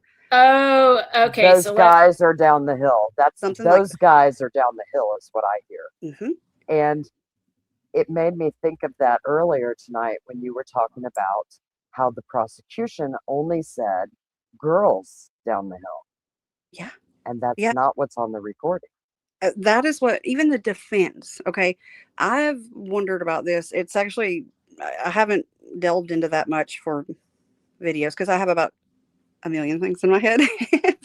but that is something that I was like going through the transcripts, and I'm like, wait, girl, you don't accidentally say that in a trial, especially when you're talking about the video, because they're very cautious with their words and they're very precise in these trials. They wouldn't both be saying girls just because. Right. Yeah, there's motive behind every word that comes out of their mouths. Absolutely. Andrea Burkhart said girls too whenever she did her, but nobody questioned it publicly. Why? I would have been like, hold the fuck up. Why do they all say guys? Nobody questioned it. I think the public Well, may have, but I know they didn't. digital's got a good point too, and I agree with this. And in the Down the Hill documentary, they say you could see the emotion on one of the girls' faces. BS. Yeah, digital completely, right? And Right. here's the thing, during trial, depending on who you listen to, like the other side, the pro prosecution The, side, they're the all like, guilters. "Oh, you Yeah. could see, yes, the guilters, the pitchfork crowd. Um, you could hear, they were all saying, oh, you could hear the terror in the voice. No, you can't. There's no terror in anybody's voice. Nobody sounds scared. It sounds Well, like when they're you're trying trying to to make find, them believe that she's saying, "Is he still behind me?" and that be a gun, Oh those, God. but they didn't say either one of those things. Mm-mm. yeah, the dad be a gun thing. I can't even with that. That's why. That's why I put in my Can't video even. that be an L because That be a lie. That's right. That be a lie. Christina, I tell you what, if you and I made a video together, it would be the most sarcastic thing ever, because I'm like that too. Like in the yeah, face comparison video, the part where I was like, let me switch directions. Boop. yes, I do. I think I'm funny. Like my daughter, she literally is like, oh, like she fake laughs when I'm so proud, and I'm like, dang, it must just be like I'm getting old. But no, you're right. Like those are the things that I find hysterical, and I thought that was like gold. Nobody, Right. Yeah. I love to no, use their shit against them in a sarcastic way. It's my favorite thing to do. yeah, I do. That's why I try to put so many little tiny little funny things in my video because I can't help it. Just may as well just giggle through some of the parts of it. But yeah, no, the whole that be a gun, that be a whatever. It's just absurd. Yeah, because it's like, oh, the path that we need to go down is over here or something like that. And she's all soft, and then all of a sudden she's supposed to say, and that be a gun. I mean, what Right. the Abby's hell is be that? to me it sounds almost more possible to even be I don't believe it's either of these, but if she said like Abby a gun, I don't know why the prosecution didn't like think that one through because I think that would be more believable. Like if she's like That would Abby be a gun, but that's not what she said anyway. It was right. less Yeah. ridiculous though. I mean, you really can't. I mean, the part where Abby's supposed to be talking, it sounds like a do do do do. You know what I mean? You can't. Hmm. There's no actual audible words. I mean, they're not. They don't appear frightened. Nobody's looking scared. Abby doesn't even look scared. The fake Even Abby, Bridge Abby, as I call right. her, Bridge Well, Abby. even if Abby were a little like teenage girls, like the way I look at it from having a, a preteen girl um, of my own before. Oh, we both had one too. Yeah, I've Right. had one, and New Day has had one. Uh, so you guys understand, and there's probably plenty of other people like they can be so obnoxious at that Oh age. yeah, Right. I would yeah. never say that. I can hear Libby saying that. I'm That be a guy. I would never say that. right, oh, of course. And then my thinking is sort of like, even if she was asked, if this is legit, if she says something about somebody behind her, it was probably girls being silly. They're probably like, who, even if that were the case, they would be, I would say, being silly, probably a little obnoxious because they're kind of still immature at that age, but not quite into teenage girl. You know what I mean? So Yep. it's like, I could see them being silly or any 13-year-old, early 14-year-old girl sort of making a joke out of it, of somebody coming to them, not actually being in fear. Right. And, there's a, I don't know if you guys have heard from, there is which podcast was it? It was one with Susan Hendricks, and it was one I'd never heard of that I listened to recently. And I'll find the name of it. But the Susan woman is telling this other woman, I guess that maybe is interviewing Susan, about this conversation with Mike Patty. And she says that he told her that the, I need to see if I can go find it, but where he's saying, well, when I just thought when I got home that they were going to basically say like grandpa, or however they say it, grandpa, look what this guy was like kind of weird at the trails Look today. Wait a at And the I minute. thought creepy they were, guy. Look at the Wait a creepy minute. guy. Let me help you. Let me help you out with that. I'll say Mhm. it. Grandpa. Okay, sorry. Just had Your to. grandma. Oh, you crack me up. Um, but yeah, he talked about it as if he already had knowledge of Yes. it. And I Yes. wish, like, my phone, it seems like it's like, I don't know, it's messing up, or I'm afraid it'll take me off of, I don't know if it will, but it, I don't know if you guys have heard that podcast, but I thought it was weird where she says that he was like, well, I just figured I was going to get home and then they were going to show me this video, like, of this dude that was kind of weird today. And I Hmm. thought, so you've heard that one? Yes. Oh yeah. That was his thing in the beginning. That Oh, they, she was just probably they just probably saw this creepy guy out there, and they were videoing him, and they were gonna come home Mhm. and say, look at this creepy guy that was out there. yeah. Like he Um, called, like, here's what we were telling you about earlier. That's the way I understood it. right, right. And Hmm. way back in the day, way back in the day too. There was also a rumor going around that they were making fun of the weird guy or something like I, that. Do you remember that, New Day? Yeah, there was talk um, a- about maybe the girls had made fun of someone, um, I remember that. and some of that came from the Julian Powell interview. Um, Julia Powell. I wonder if he that's who I'm talking about. he was a gentleman that worked for Oh, that was a guy. Never mind. Okay. Google at the time. Oh, okay. Um, he was not mentally stable. Um, Mhm. he called into Sleuth Intuition, I believe it was, several years ago, and talked about how he called off work the day of the 13th. And then he almost made it like he wasn't really sure if it had happened or if it was a dream. But he talked about coming across the girls in the cemetery, and that one of them had um, used the bathroom out there and urinated. And he was offended by that, that they would do that in a sacred place. It was really weird. It was weird. And that, Wow. then he turned it, he'd take it from a first person perspective into a third person perspective. It was really an odd interview, and I can't find it anywhere. It's not on Sleuth's channel anywhere. Maybe the Wayback Machine has it. With a link, you could check, but I don't know how to. There's probably a way, possibly, if it's possible. Wow, I don't know that I've heard that. I only heard about Shelby or Cheyenne like peeing off the side of the bridge. I think I do remember that.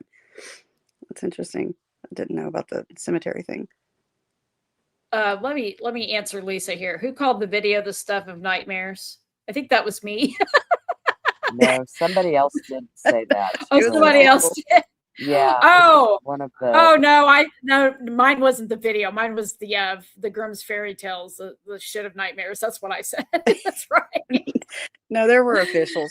She's right though. There were, I don't know who it was. It was probably somebody like Toe, because they really like over dramatized that video Yeah, for for there many not years. being any reason for the community to be fearful because it was an isolated event, and people are smart Mhm. enough to make up their minds about what happened and what didn't happen out there. Oh my God. Mhm. Steve Mullen, Is oh my word. That man, it takes a lot to make me want to get violent. And that guy, I'm thinking just like, oh, buddy. Yeah, that's interesting. Yeah, and what was it, Tobe in his interview with that Renner guy, where he said Yeah. the community wasn't in danger, Yeah. and this was he felt, what did he say? Like he was confident that this was an isolated or something that was to the, I hmm forget the exact word, but it was isolated to the people involved. And I thought, the people Mhm. involved, well, those two kids. yeah, even Ron Logan said that in an interview, Mm, with those two women that came down from Fort Wayne that recorded him secretly and talked to him out in front of his house right. after he had been released from prison after McClellan and Shank and all those were on the case. And one of the women commented that, it was such a beautiful place, and she had brought her friend with her because she was a little leery about walking out there alone. And Ron commented, well, it's not anything that's going to happen again. It was kind of like that, Mm-hmm. That's Isn't right. they're not going to do that again out here. Let me read this comment, Nancy Drew, only because we were just talking about this too not too long ago. Nancy says, and then they go on to say Libby wanted to be a criminologist. Yeah, I have a theory about why they pushed that little piece of the narrative a lot. And then Anna also in the Renner interview says that that Abby was thinking about doing the criminology stuff too, and all this, supposedly these courses or something like that. Oh yeah, I don't. And I don't either. And yeah, to me, she said, just all of a sudden, she wants to do this, and these are the classes she's going to take. But she is in the 8th grade, so right. I'm sure she'll change her mind a million times between now and then. I think I wanted to be a zoologist at that age. Well, you know what that says to me? It says to me that we have to get ahead of why the FBI might find some searches with regard to murders and things like that on our computers. That's what that says to me. Right. It's one of these get ahead of it things. Mm-hmm. Yeah, there's been a narrative pushed, I believe, in every little kind of way, is what I think. Mm-hmm. Yeah, I do too. In little ways that I don't think a lot of people are aware of. You guys are, and hopefully other people are too. But yeah. Can you read Kayla's comment there? I think she's referring to Mike Patty. Had said that the girls were in the habit of videoing weird people and sending them to Mike. I remember, I didn't hear about that, about sending them, but I knew I'd heard stuff about them doing something to do with, and I believe that too. That's more believable than hearing girls went to the trails to take pictures, and then there's really none. There's like 2 or 3, I think 3. My daughter was obnoxious at 13. She would not only do that, she would record people, and strangers. She would record me, like when I was talking. They're just goofy. I could see that happening. That sounds more believable than a lot of things we've heard. Right. Oh, that was random, right? Let's just yeah. Yeah, and then Lisa says that Kelsey's victim's advocate path didn't work out. That's interesting. Yeah, we've talked about that too. I mean, I think she skipped out on some of her.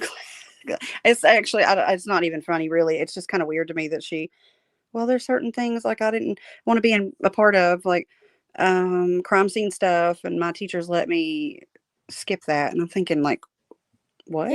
Yeah. I'm thinking that she couldn't pass the how you take like the test to see if you're a good match for the position.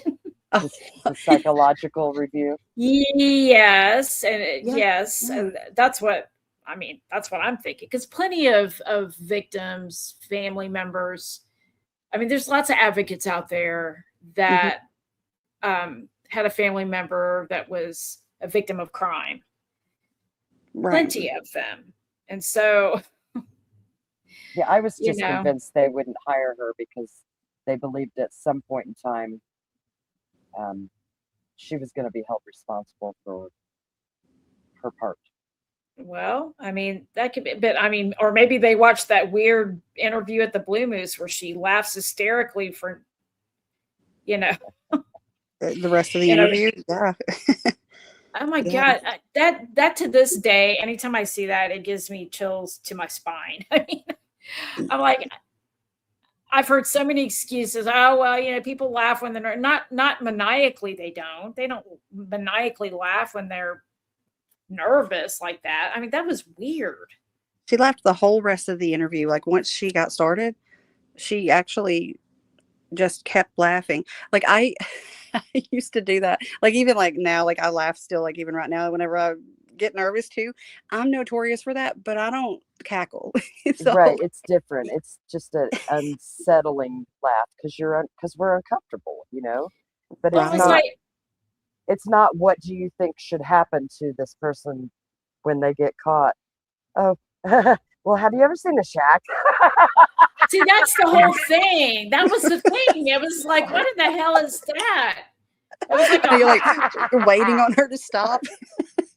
Right. it was Well, like this, it was weird, man. I mean, but it was but our, I will say this about that because one of our viewers a few weeks ago made a comment regarding that, and I went back and I watched that video again, and they made a valid point. I think Kelsey was really into trying to get the attention of older men, and it does seem like she is a little bit enthralled with James Renner because of who he is, and he's not a whole lot older than her at this point, and it almost does seem like she's flirting with him. When Like he smitten. asks her about, yes, he asked her about music. What kind of music did Libby like to listen to? And she Mm. says, everything, but not like the stuff I listen to. And he says, well, what do you listen to? And she said, oh, like classic rock, like Bon Jovi. And he's like, oh, that's classic rock. That's like my era. So after looking at it from that perspective, and I believe that this is my opinion, and I'm just going to say it because I say what I think and feel. I believe Kelsey has been groomed her entire life, and she believes that men will be interested in her if she appears younger than what she truly is. Well, that's a common thing with children of broken homes too. That don't Yes, even though her dad was, they say, there or present. Even the fact that you have two girls who don't live at wait a home minute. with Wait a minute. Yeah, which dad? I'm sorry. I just had to say stop, it. Sorry. stop, stop. I don't know about Libby. I think there were a handful of guys there though in the house. Like that's the thing though. Statistically, whenever you have kids um that are in a broken home or in this case being raised by people who are not their parents, and then you have other males in the home who are not their father, not all of them. You got Mike Patty, you got Cody Patty. Not to say that either, I mean, I'm not making an accusation of either one of them, but when you look at the statistics, that puts them at a They're greater vulnerable. risk They're of a more lot of they're more at things. a risk. Yes, Hmm. absolutely. Yeah, that's true. And Libby, she had, if I remember correctly, it was Libby. She had a very big crush on Cody Patty. And Yep. I have always thought it was weird how Becky has kept Cody Patty out of like everything. She's in her interviews or transcripts. I forget which one it was that I read now, but she's like, oh, like, no, no, no, Cody, like, he wasn't really like, he didn't pick him up and take him places. Like, no, no, no, Cody didn't do that. And I thought, well, as obsessed with, and the reason I say that about Libby, there's, what was it? It was a binder on the floor of her room in one picture. I And it's got remember a that. Joe big, Lewis covered that years ago, yep. Little Joe. See, Yep. that was back in the day. Yep. Sure did. It's a picture, or excuse me, a little drawing a big drawing, and it says LG with a big heart, and then it says CP, Hmm. which I'm not even judging that with a child. I literally was the same way. I had a cousin who they're from California, and they came down like once a year, and I was absolutely just enamored with him. I thought he I was just the most handsome I thing had ever. the same thing too with a cousin. He Yeah. was a few years older than me, Mm-hmm. and I saw him maybe 5 times Yep. my whole childhood. They lived down in Florida, and when they would come up, um, yeah, I thought he was the bee's knees.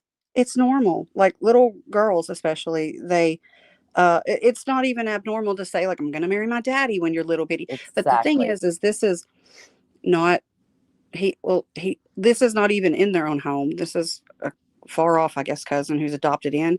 That's interesting when you hear some of the, I don't know, it's just interesting to me. It's interesting. I don't want to say everything I think, but they're just at more of a risk. It makes sense with what you were just saying Mhm.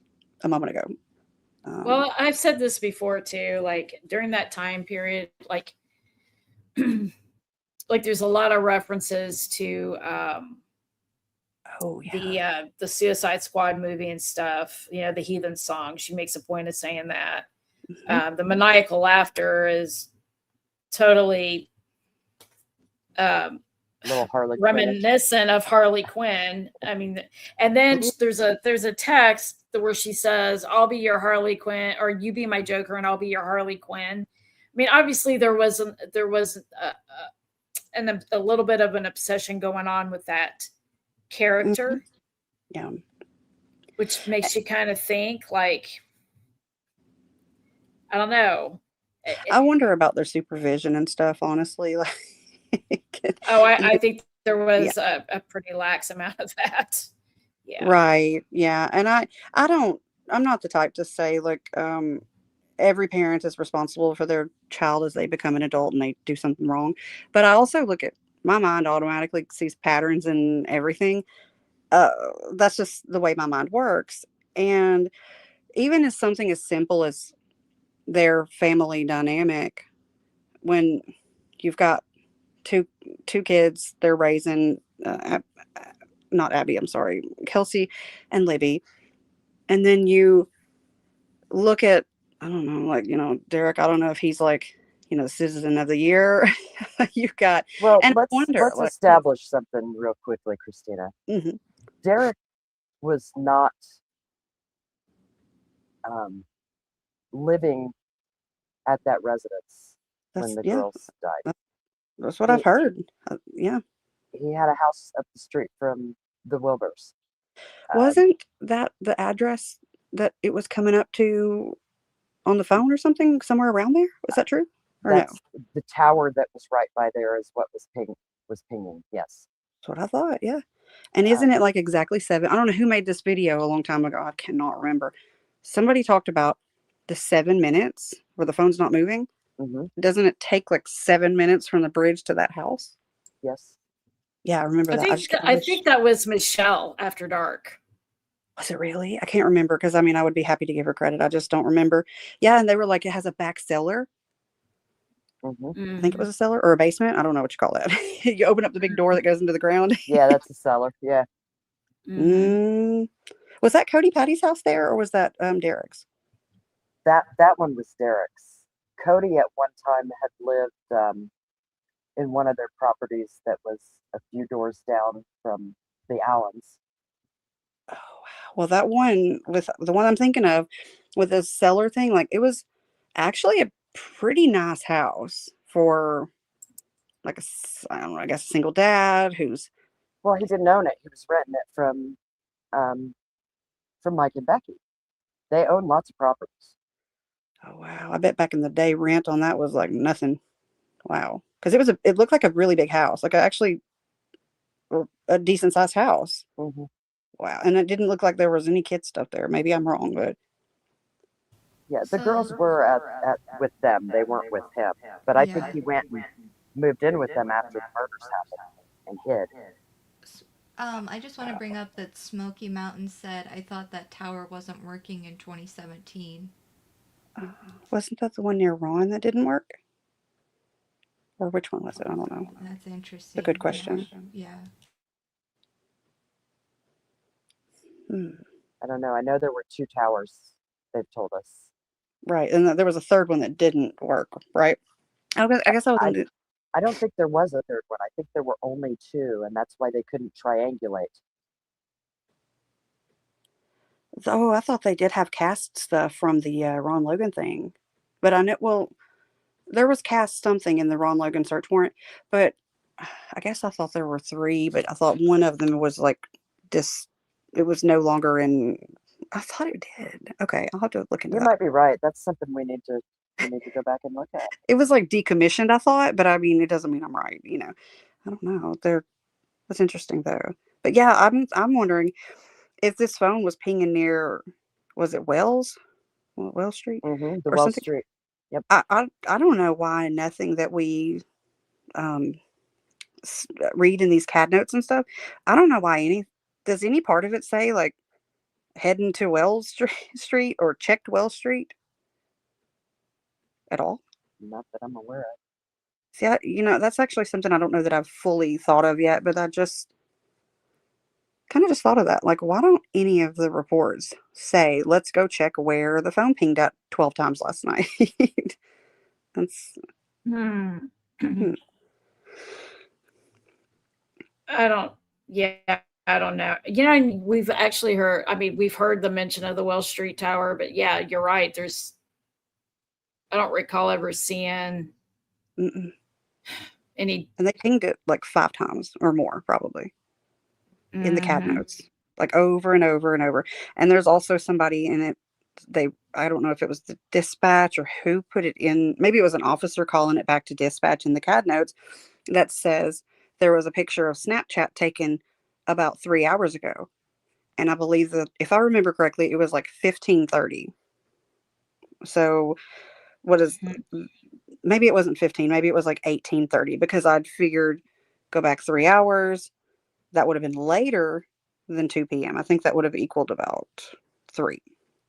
But obviously that could go, the times are not exact with those pictures that say that. But I just thought that was an interesting detail too. But Yes. Yeah. I mean, oh my gosh. Yeah. You go back and look at stuff. Yeah. There's so much stuff that needs to be re-examined. Given a second look for sure. Oh my Adrian, are you goodness. allowed to share your screen? Well, let me see. Did you get those pictures I sent you in email? Yes. Let me Is there any, see. Why is it gonna let me share the screen? I don't know. Why would it let me do that? I don't know because we give you power. Okay. Okay. Okay, let me am I sharing it? I don't know. No, I didn't know if it would let you or not. Are we sure? I'm not seeing it. Okay, just cuz there's usually a lag, but um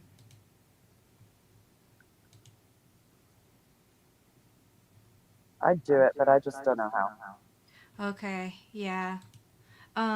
I don't think it. Oh, unless wait. Unless I pulled up something. If you want to click on it, artist. It's down where, like, you know how you add people.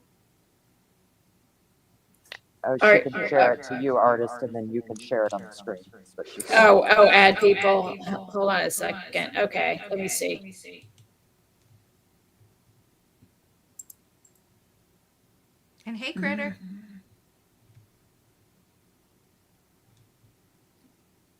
Okay. What do I need to do, Adrian, as far as You're muted, darling. We can't hear you. Can you add it to the thing? I don't know what it will do. let me see.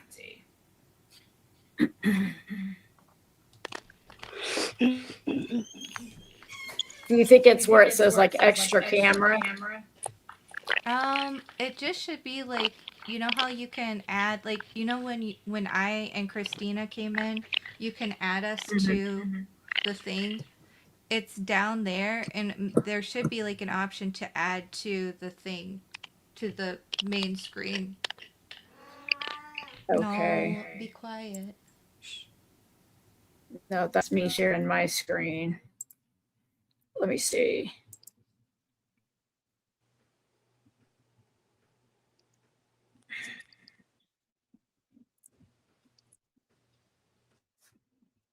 Image.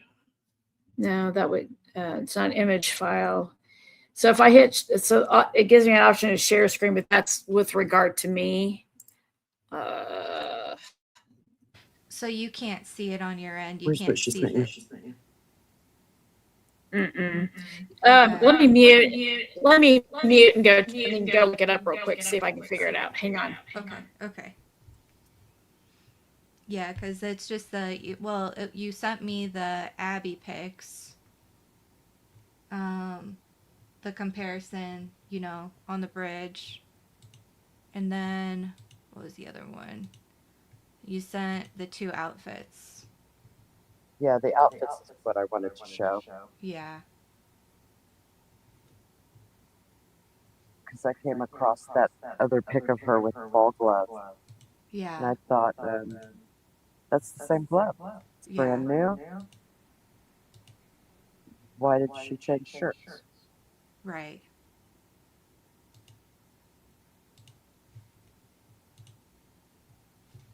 So,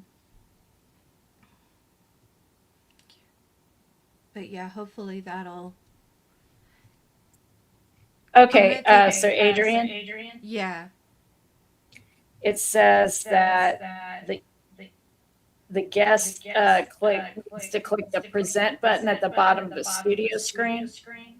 Okay. Here, I'm gonna undo And that. then you share. Okay. And then I'll add it to the stage. Okay. Oh, here it is. I got you. Okay, cool. There we go. Okay. Very scary. So we'll do this.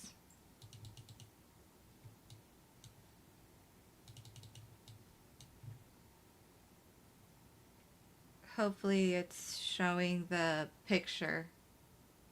Is it showing the PNG? I can see the picture. It's just really tiny. Yeah, I clicked on it, so it might not be letting me. It won't let me. Okay, so it will only share. Okay, hold on. Let me try this again. Let me see. I'm gonna undo that. Let me do. I wonder why it won't let me. I might have to share all screen. Entire screen. Okay. Let's try that, and then you'll just be able to see the PNGs blown up. There we go. Anybody else out there remember this photograph? Oh, that's interesting. I don't think I've ever seen that one. Yeah, there's her new ball glove.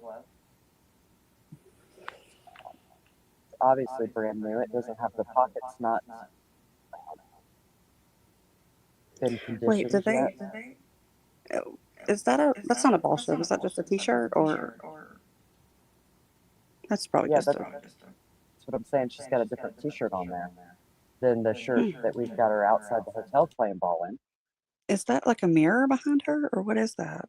Or I think TV? she's at the hotel room with Grandpa in Monticello. I think that's the entryway door. You can see the sprinkler up there in the ceiling. I And do. then You're right. behind her to the left, I think is where you would go into the restroom. Yep, that does look more like a hotel. That's actually what I was just about to be looking at when you mentioned it. Interesting. So this would have been that same day as as this other picture where we've got her outside with the same glove. It looks a little darker in the other picture, but I've blown it up and looked at the ball glove, and I assure you it's the same glove. It's a real dark brown. And it looks dark in that other picture because of the unit that's behind it. And also, I don't know that that hasn't been altered. Mm. But I've hypothesis shown us that the picture of her outside in the shirt that she's also wearing on the bridge, that photograph is part of the template that creates both Abigail and Bridge Guy. Right. Hmm. But the picture on the far left in the T-shirt that says Lincoln on it looks more like an authentic picture of Abigail than Look at her. anything else I've ever seen. Look at her hairline, though. Is it just me, or does her hairline not look like it doesn't cut back? You It see at her doesn't cut back. temples, It's Brie Wilbur that has the hairline that cuts back, not Abigail.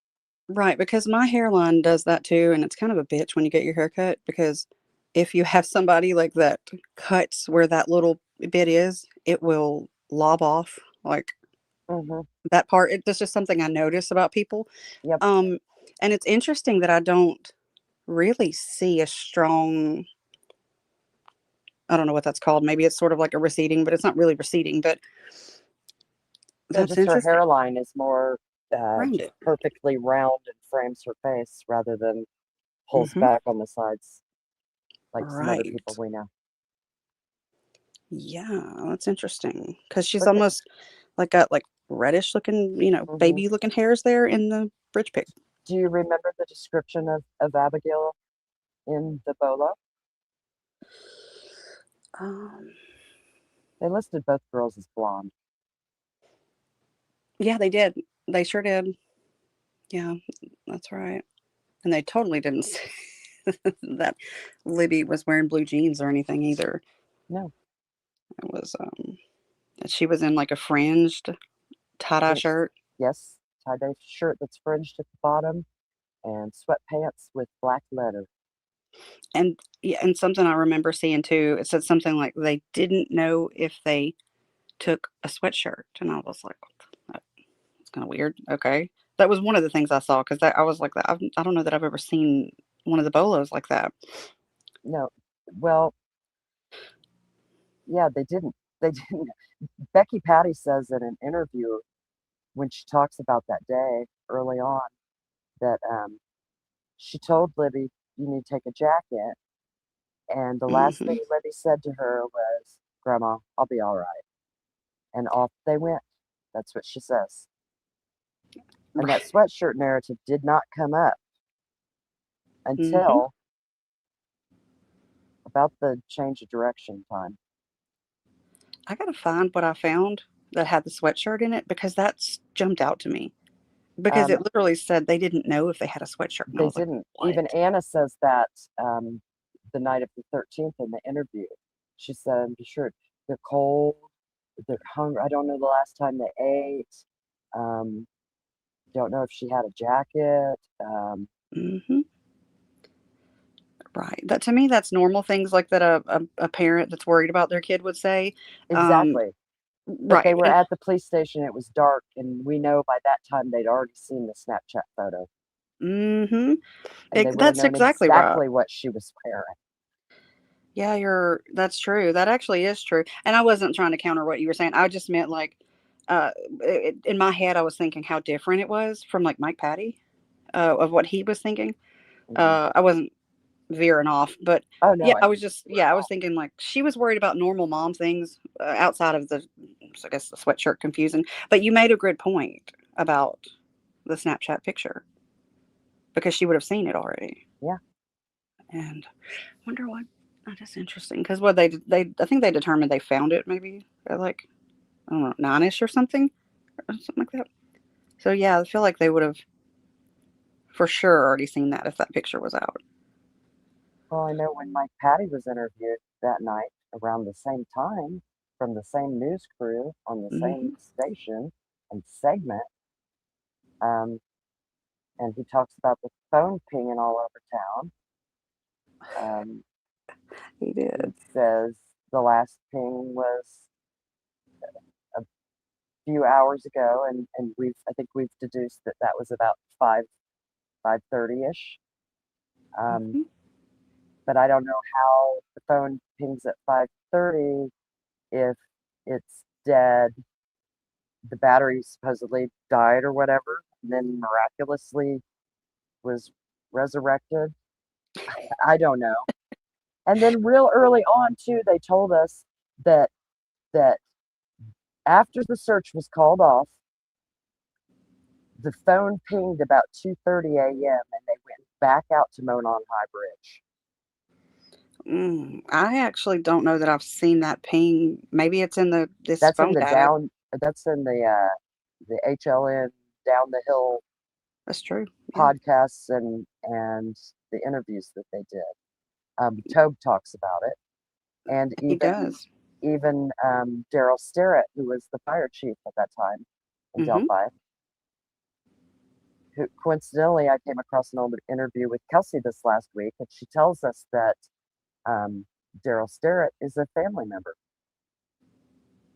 Really? Because he was really devastated. Remember that? Yeah, she doesn't call him by name, but she says our fire chief at that time was family of ours. So interesting. Well, I have a question real quick What? though. I'm sorry, Christina. You're fine.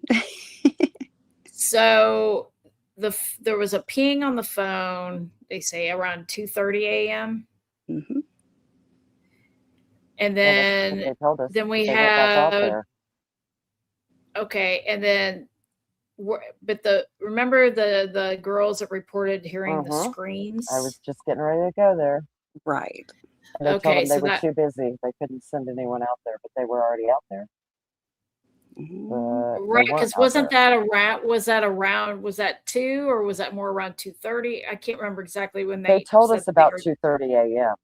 But then we find out later during trial that phone didn't come back on until what 5:30 in the morning, 5:30-ish, Mm-hmm. and it received a whole bunch of text messages, and the missed call log came through, and Mm-hmm. Right. Yeah. So that's curious because so wait, back up. So who said that it pinged again at 2:30? Who said that? Tobe Lesenby and Daryl Sterrett both talked about it in Okay. not the podcast, but the actual. They went The out there and documentary. the documentary. Yeah, he did. So they said that, and then they said that they headed back out to see. Yes, they said the ping came in But those girls from near the claimed south that end of the when they bridge. called that in, that they were told that they were too busy to come back out and To call back if they heard something else. what's that? Yes, yeah, that to call Yeah. back if they heard something else because they didn't have any officers available right then. Okay. That was, I think that's like the you rumor kind of cut or the whatever. out. Yeah. Sorry. It's Oh, okay. am I? I Okay. said that they called. They went out. They said that the phone was pinging near the south end of the Monon High Bridge at about 2:30 a.m. So they went back out there, and yes, that would have been around the same time that the other lady called in and said she heard screams and was told that they didn't have anybody available to come right now. They were too busy, and all of their officers were already dispatched, and if they heard anything else, to call back.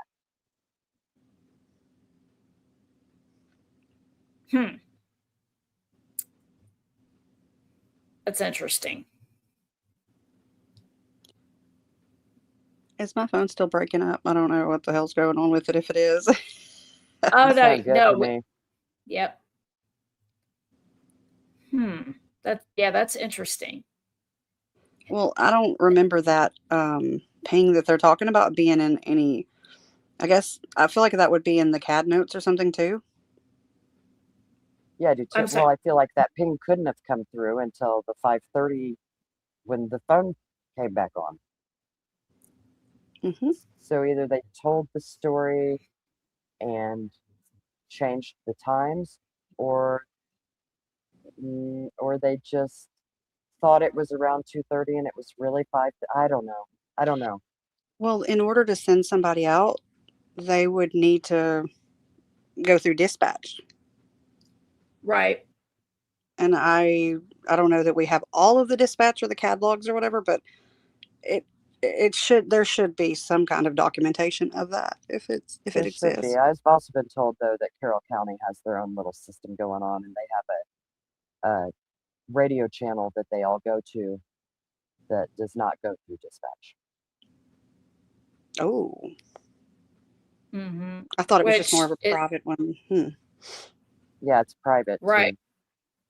to for their collusion purposes, I believe. Yeah, it's not like a channel like all police like departments have, where like if there's a robbery where they can go to another channel that can't be like I guess it's more than that. It's beyond that. That's Oh, my understanding. Yeah, wow. it's super Again, secret. that's a Super rumor. That's a rumor. Who knows? But it seems like something they'd do up there. Hell, Mm-hmm. Wow. I want to hear Adrian. Hey, girl, hey. If I go up over here, then I have to. Do you want me to exit out of the thing? Yeah, that would be fine, I think. Okay, let me. Okay. But yeah, I was like, I'll have to unmute, and then you'll see the behind the scenes. So yeah, we've got Quad in here. We've got Mother of Dragons. We've got a lot of people that joined. It's good to see everybody. Oh, Hey, hey, Mother of everybody. Dragons.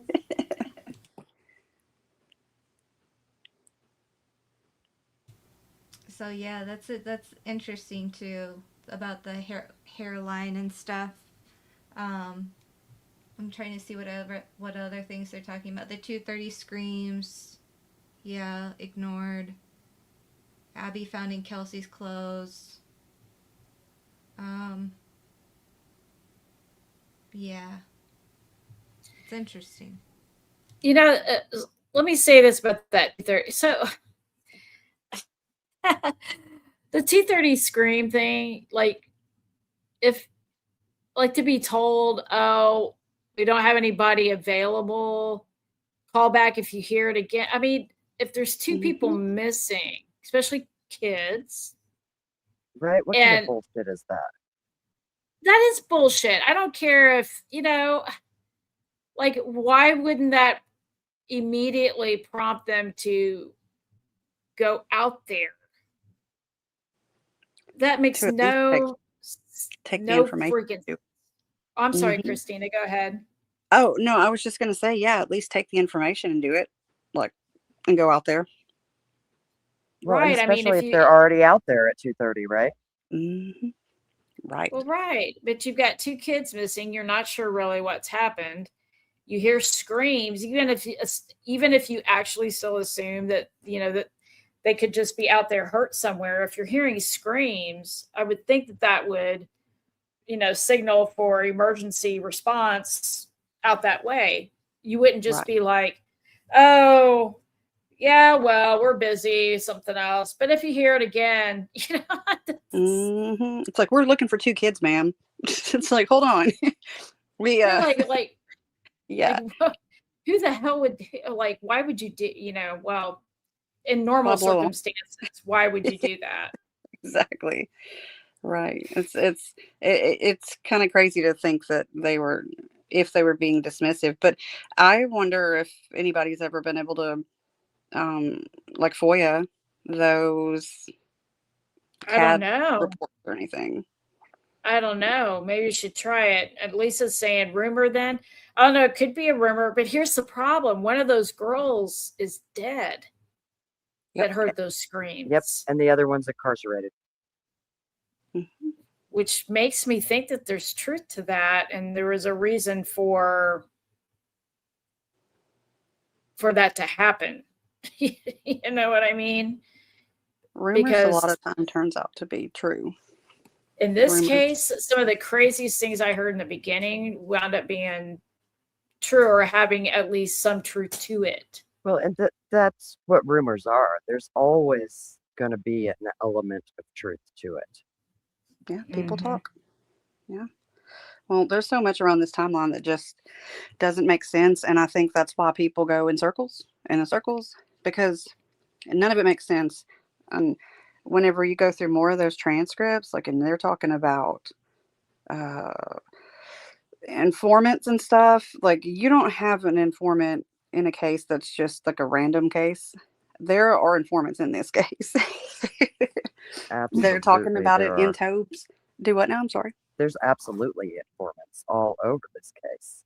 Well, that's a lot of things that people overlook. Where if people look at Tobes, if they look at his transcripts, he, I think it's Rosie, one of the defense attorneys asked, asked just outright, is he a confidential informant? And he's like, what was it he said? I think he said, um, he might have been or something. And then they go down this list asking about a lot of these names that we've heard of before. Mhm. One of them was like, I think Garrett, was it Garrett Kirks? Yeah, Garrett Um, Kurtz. Yep. And he's like, oh, no, I don't know him. And he's like, well, and then he's like, yeah, but do you know of him like you know Derek German? And he's like, yes. And he goes down this list asking him that way. And a deposition isn't, you don't beat around the bush in a deposition unless you are forced to. That's right. And there's also a point in Tobes, in his transcript in the kind of the beginning. And he's like, yeah, like we have people calling all the time. We have some people that's called once a month to tell us about people. And then they ask him about who it is. And he's like, well, uh, he goes, are you talking about the informants? And then the trial defense or whatever was like, no, like I'm talking about like the suspect. And I thought, oh, he just outright said that. Yeah. And there's a bunch of redactions in his transcript too. Yeah. Part of the problem is you've got,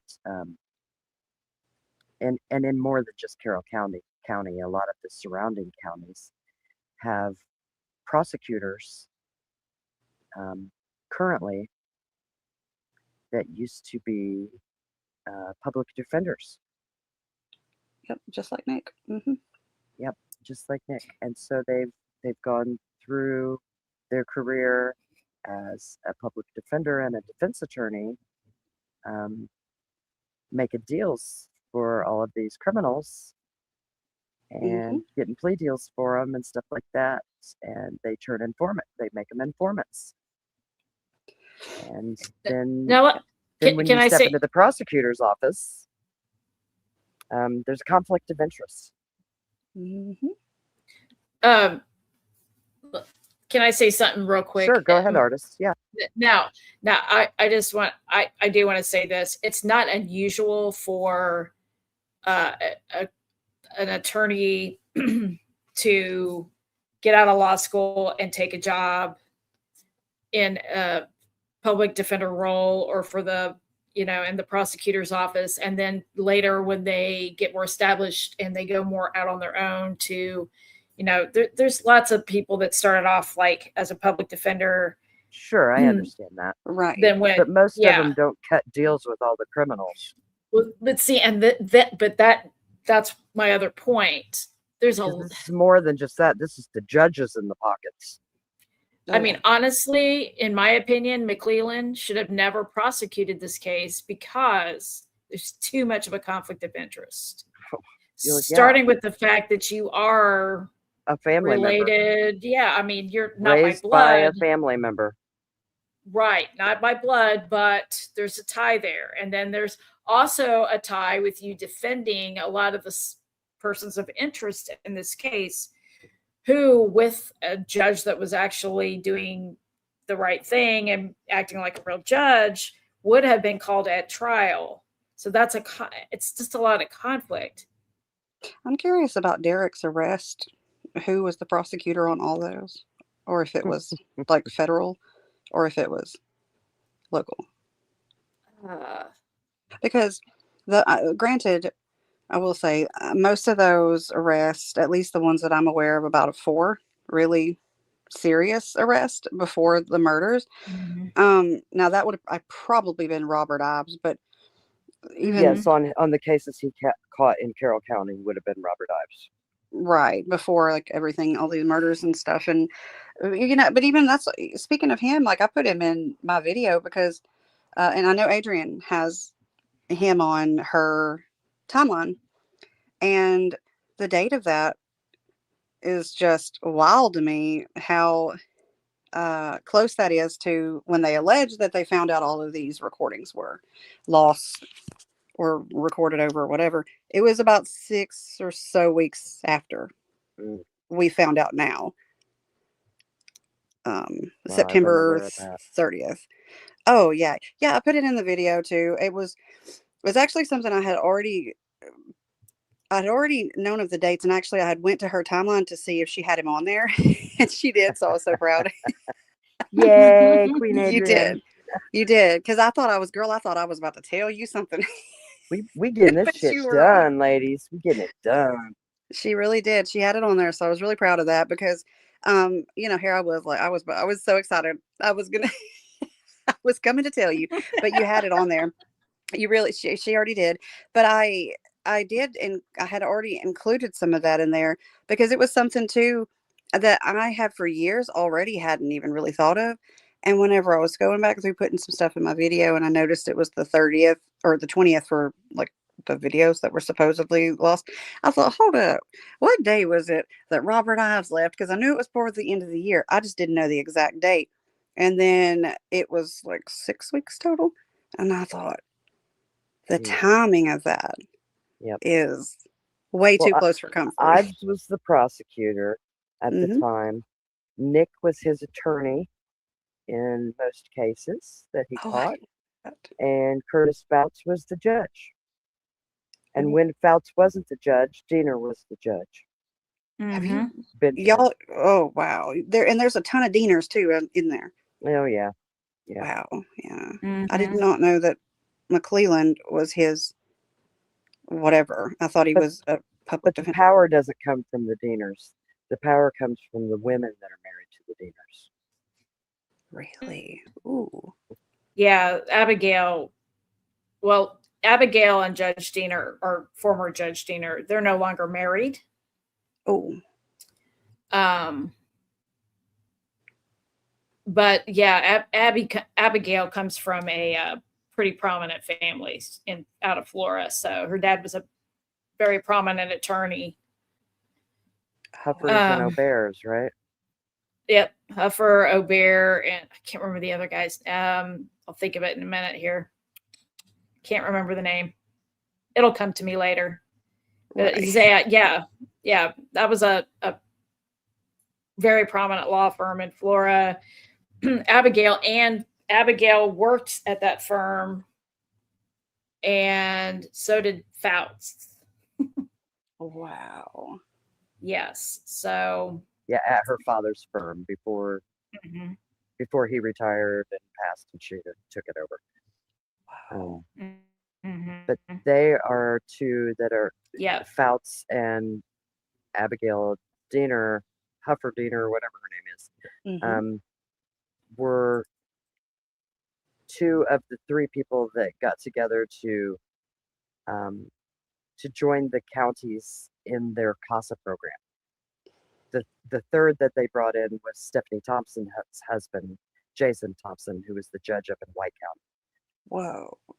who also had um, he started out as a EMT and a firefighter, went to school and got his fire science degree.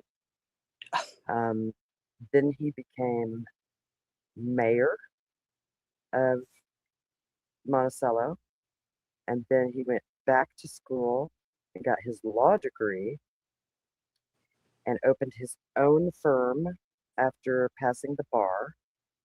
And in less time than you can have a baby, became a judge. Wow.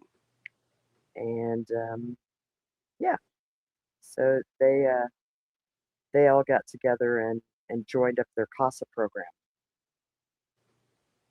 Wow. And then you got Kathy Shank, which even speaking of her, I was really surprised that the people that aren't they don't even have much of the whole story on her. Like I've had some people comment on my video that said that they hadn't had the whole story, and I thought, "Oh man, like I really thought everybody had a firm like grasp on that.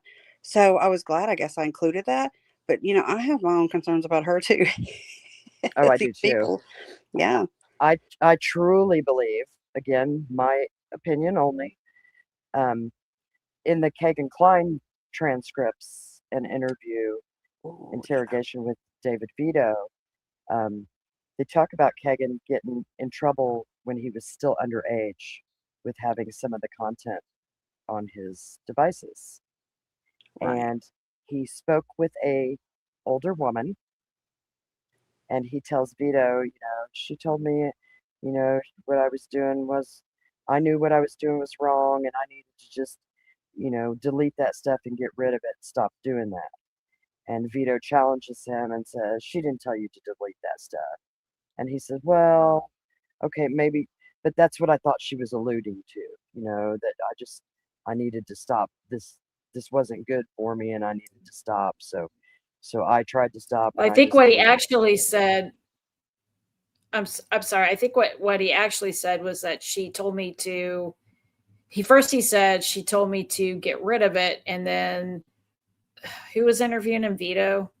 Yeah, Is that who was yeah, interviewing him? yeah, Said no, she didn't, and he was like, "Well, she told me to stop doing it." yeah. How would you know what was on his phone back then? Well, because they went back and they watched the interview from when he had gotten in trouble as a minor. And all of that stuff is sealed, of course, because he was underage at the time. So you're not So going to be able to find anything. But the police that were in the officers that were interrogating him had already been through those interviews from when he was a minor, what was he in trouble for then? Do you know? looking at CSAM on the phone. No way. I didn't know Yeah, that. I don't but he guess I was put that together. underage. Oh my God. So it wasn't at that time. I've tried to explain this to my kids too. I've still got a boy who's a teenager. My other Mm-hmm. two were grown, but um, I tried to explain to him, look, if you're seeing images on anywhere online or being texted to you or whatever Right. of, even like a Kids at girl school. that you go to school with, Yes. even if she sends you on her own an explicit photograph of her, Right. you may not be over 18, but that is still considered child sexual abuse material. That's so funny. I told my daughter the same thing. She came to me once and was like, Mama, so and so told they sent me. And I was like, I told her, I said, you do realize that they're underage. Yeah, they're And not that, allowed to give consent. Therefore, it is considered. yeah.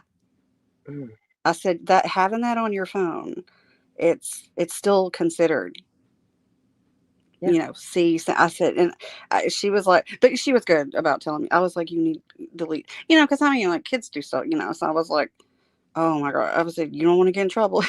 Well, Mine never in went. our day, they'd hide back behind the bushes and show each other their pee-pees, Yeah. when they were little kids. So kids are kids. It's no different. It's just Right.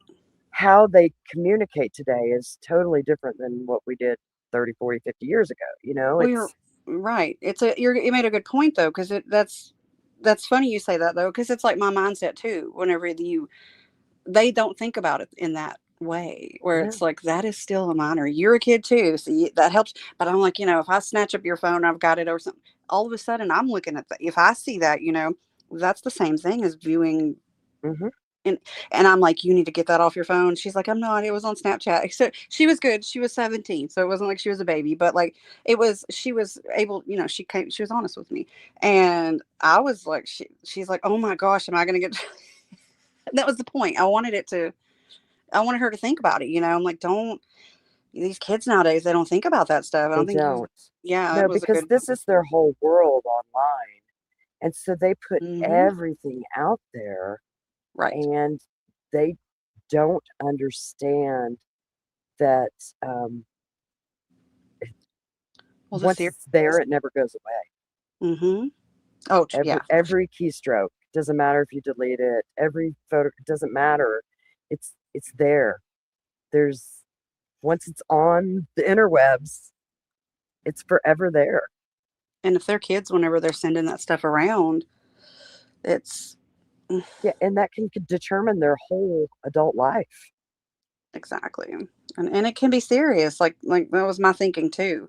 You don't need to be having other kids, their girly boy bits, their girly bit, whatever they're sending. It was somebody that sent something to her, two kids that was fooling around at school. I said, "Oh," I said, "I cannot believe these kids are sending that stuff around." And she's Yeah, like, I "I can't. know." It's crazy. I know. It's Yep. I I liken it to that. It almost feels like when we first um, became knowledgeable and had access to the kind of communication that we do now, Hmm. that we almost just handed it over to our children like they were just little squirt guns, and only to find out, 15 years later that they're actually walking around with loaded guns. Right, because if you think what kids like from I would say around our generation or so, like what when we were younger and when other kids our age were younger, you were usually eased into things that were a little inappropriate. Like, boys, they were still in like Hustler or they were still in a Playboy. So they're easing into these things that you learn as you get older. And Hmm. nowadays it's like 11. They have access to things like that are inappropriate. And I think that kind of stuff has a really, really, really negative impact on children's brains as they grow up. Well, and It's how not many healthy. years did people go, oh, well, yeah, my kids, but they're on kids YouTube, or they're on, and then we find out those platforms forms were developed just to harvest our younglings. I mean, it's Mm-hmm. Kids figure out ways. They're going to figure out ways, yep, and where you got to. That's where talking with kids, and it's not that easy. no, It's not it's that not. easy, because I mean, Have kids to are be finding things out. better stewards of the technology that we have. Yeah, it is. It is. I don't. Well, I think most of us are all probably pretty smart. But there's so many people and that's what I wonder about people like that Kagan Klein.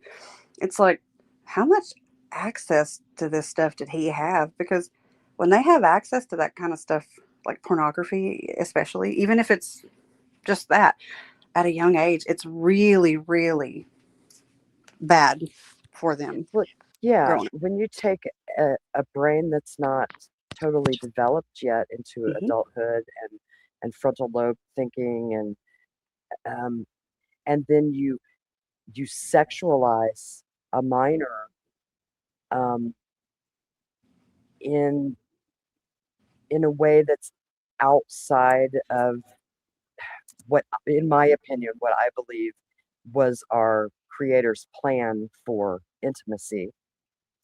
Um, and you activate that sexual drive by fantasy rather than real interaction. Well, and that's it why I it mentioned makes it earlier. impossible to have an authentic, intimate Right. relationship with anyone after that is gratifying, because you it it becomes an addiction with the brain, and It it it's never does. enough. You always have to take it to the next level.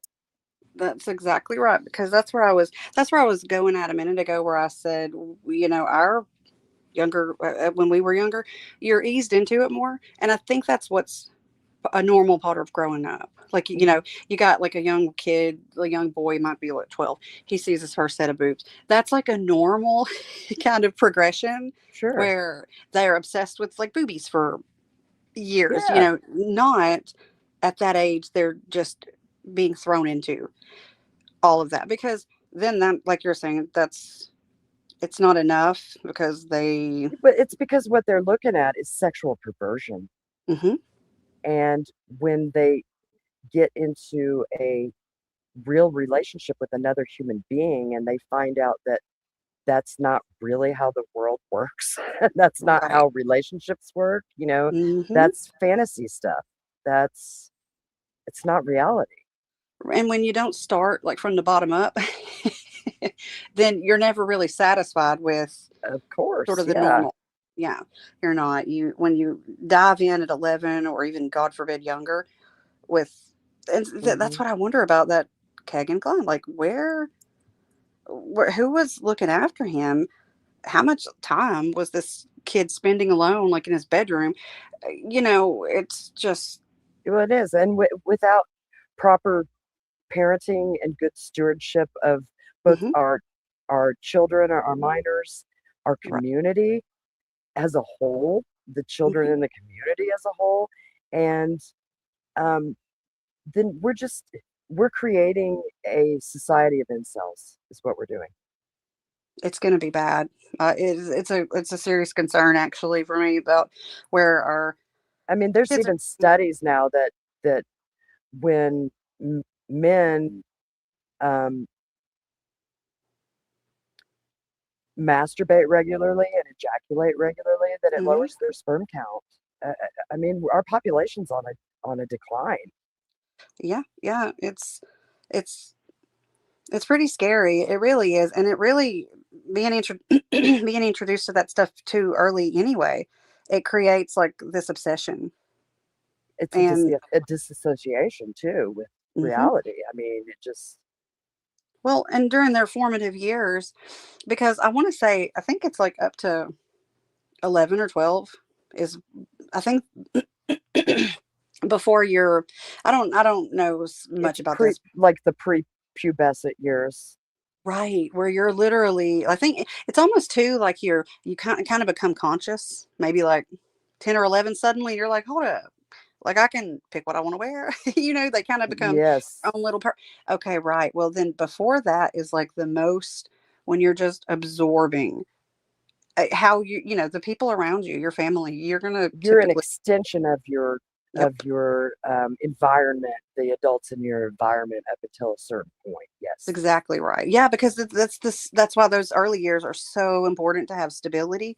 And when you don't have that and you're seeing even if you do have stability and you have kids that have access to things like this, especially like way too much where it's inappropriate, instead of easing into it and learning from peers occasionally, you have them doing something like this every day and becoming obsessed with it because I've literally heard of people saying like couldn't wait to get home from school. They were obsessed and it affects them Yeah. really like permanently for their entire adulthood. Well, sure. And addiction of any kind Right. is is a brain disease. It's a it's a way of thinking, and it's askew from what is appropriate Normal. Yeah. in a Normal. normal society. That it Hmm. doesn't function properly, and Yep. addiction is any time. It doesn't have to be a substance, a drug, or alcohol. It can be shopping, it can be hoarding, it can be overeating, it can be undereating, it can be bulimia, it can be um, and it's a thinking disease. Well, right. Because The all of that affects substance or the chemicals. things that you're using Hmm. are um, Well, it's like triggering like your body to produce like hormones, which are what you kind of get also addicted to, also, right? Like exactly, yeah, yeah.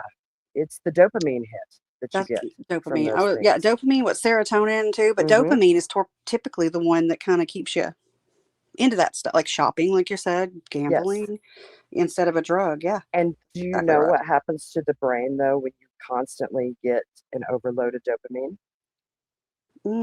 I may have heard, but I don't know that I can remember right now. So you'll have to Well, tell me. especially for substance users, Hmm. because the substance gives you the dopamine, the brain will stop producing dopamine on its own, which is why it's so hard for an addict to quit or an alcoholic to quit using the substance because they get a little bit of clean time or dry time and they can't experience any pleasure Oh, yeah, I because think the I've read brain has ceased, something. and it can take up to 2 years before the brain is healed enough that it will start producing the proper amounts of dopamine and releasing those. So that's why a lot of people go back to using. Well, and that's why it's so bad for kids to be introduced to this kind of stuff too early, because then uh, it it literally is like you're talking about with the brain. You're talking neurons developing. That's like in your most influential Yes. part of when your brain is developing. And how do you, because that's where you hear of these people who have these addictions to stuff like that, like especially pornography or whatever. But at least that one ain't illegal if it's not children. But the thing is like nothing is good enough. And then they have shame and they can't have relationships. Hmm. It messes up their entire life. It's actually really bad. And that's why people like Craig and Klein end up in prison, because I bet you he started out on that stuff way too early. Yeah. Well, and the Well, thing here, is by the time here, it's not even about smarts so much at the time, or it's it's that we didn't realize what we had until we started getting the results of it Hmm. and thought, "Oh let me shit." let me make a point about what kind of role model he had. I mean, he was named after a strip club, so there you go. Oh, that's right. I was thinking Yeah. it was something else. What was it? The Kagenstein.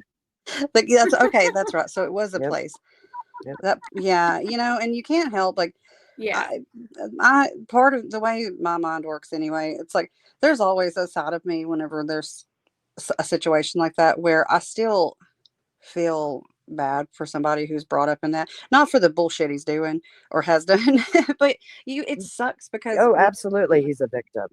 exactly, and That it's doesn't mean he's not responsible for his right. misconduct as an adult, Hmm. but, Mm-mm. yeah, You can be two things at once, and I'm like, absolutely. I feel, yeah, I do. I feel really bad for that because it's like, damn, I think I've heard some questionable things about his maybe upbringing, and yeah, you're right. You can't help but feel bad for that.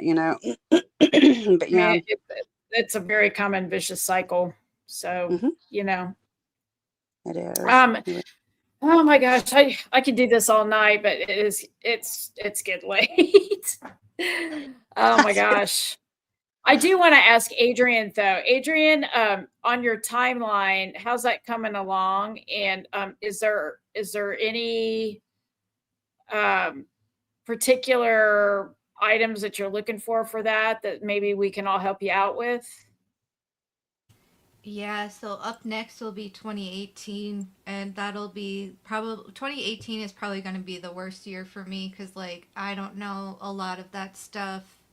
Um, I was thinking, like, it would mostly be the investigation that the terrific trio, the Click, Ferenczi, and Murphy do. Um, and then there might be some Garrett Kurtz in there because, like, there is mentioning of a snuff film and stuff. And then When did Nasser happen? Nasser happened in 2015 to 2016. But I think the DOJ investigation into Jay um, Abbott? Jay Abbott was like between 2017 and 2018. I Yeah. think Nasser goes on trial in 2018. Um, yeah, so like there's a lot of things that line up there. Oh yeah, people want to know what the click outcome was. Oh, that's right. Do you guys know I what have that no is? idea. I don't, I can, I will look into it this week. I also need to see what's going on with Adam Bridge. Hmm. Okay. Oh, because okay, so his trial or something. Yeah, I need to look and see if anything has been filed recently in that case too. But Mm-hmm. I'll try to look and see what's going on with Click. Okay. Okay. Yeah, and then yeah, 2018 just seems like it was a year of a lot of different leads, like a lot of different guys that people were like wasn't Daniel Nations in 2018? I believe Um so, yeah. I think we okay. have a lot of movement, covert movement behind closed doors too, Right. And positioning, people that's changing positions. that's what we would need. I would love to try to interview like a Greg Massa who was the second in command to see like hey, where were you guys like with Unified Command around that time? Because it seems like the rumor is things were not going well behind the scenes around that time. Yeah, that's because it was still the multi-unit task force at that time. It's Mm-hmm. true. Remember April? Mm-hmm. Hmm. Yeah. Speaking of 2019 for your timeline, or well, I'm Yeah. jumping ahead of that, but No. I'm curious if anything was going on in 2019 around the time that tip was printed. They could have just been reviewing tips, but Yeah. I think that was like October. I So would that love may to be. know. Yeah, I Mm-hmm. would love to know about them too. Anytime, actually, people can leave me stuff anytime on anything because I'll probably need to know it. And this doesn't have to be the final version of anything, but like it will help to I don't know, just get the bare bones out there because like ultimately, like I think it'd be really cool to have like a website or even like I hate Discord because you can private chat and that's where people get in trouble and Yeah, stuff. But like even a subreddit maybe because like I that's what don't I know how think to we should do a subreddit a if we're going to subreddit. touch if Yeah, we're going to touch any of those platforms. yeah, because at least it would be more out in the open and stuff. But it's not. You can't quite. Well, anyway. So yeah, but there needs to be like a place where people can go to kind of like Throw their you ideas out. yeah, Yeah, or their exactly. yeah. Exactly. Because I have like I'll go through mine because I just have it's not like what you have.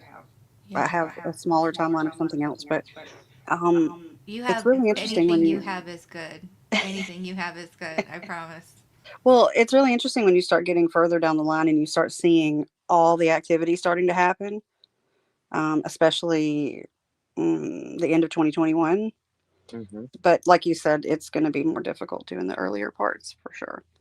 Yeah, Nancy Drew mentioned that Hannah Shakespeare came to Delphi in March of 2019, and I know Oh, we have a lot of Doug Rice's um, investigation I remember Doug Rice. and Yep. his recordings and things like that um, came from that time too.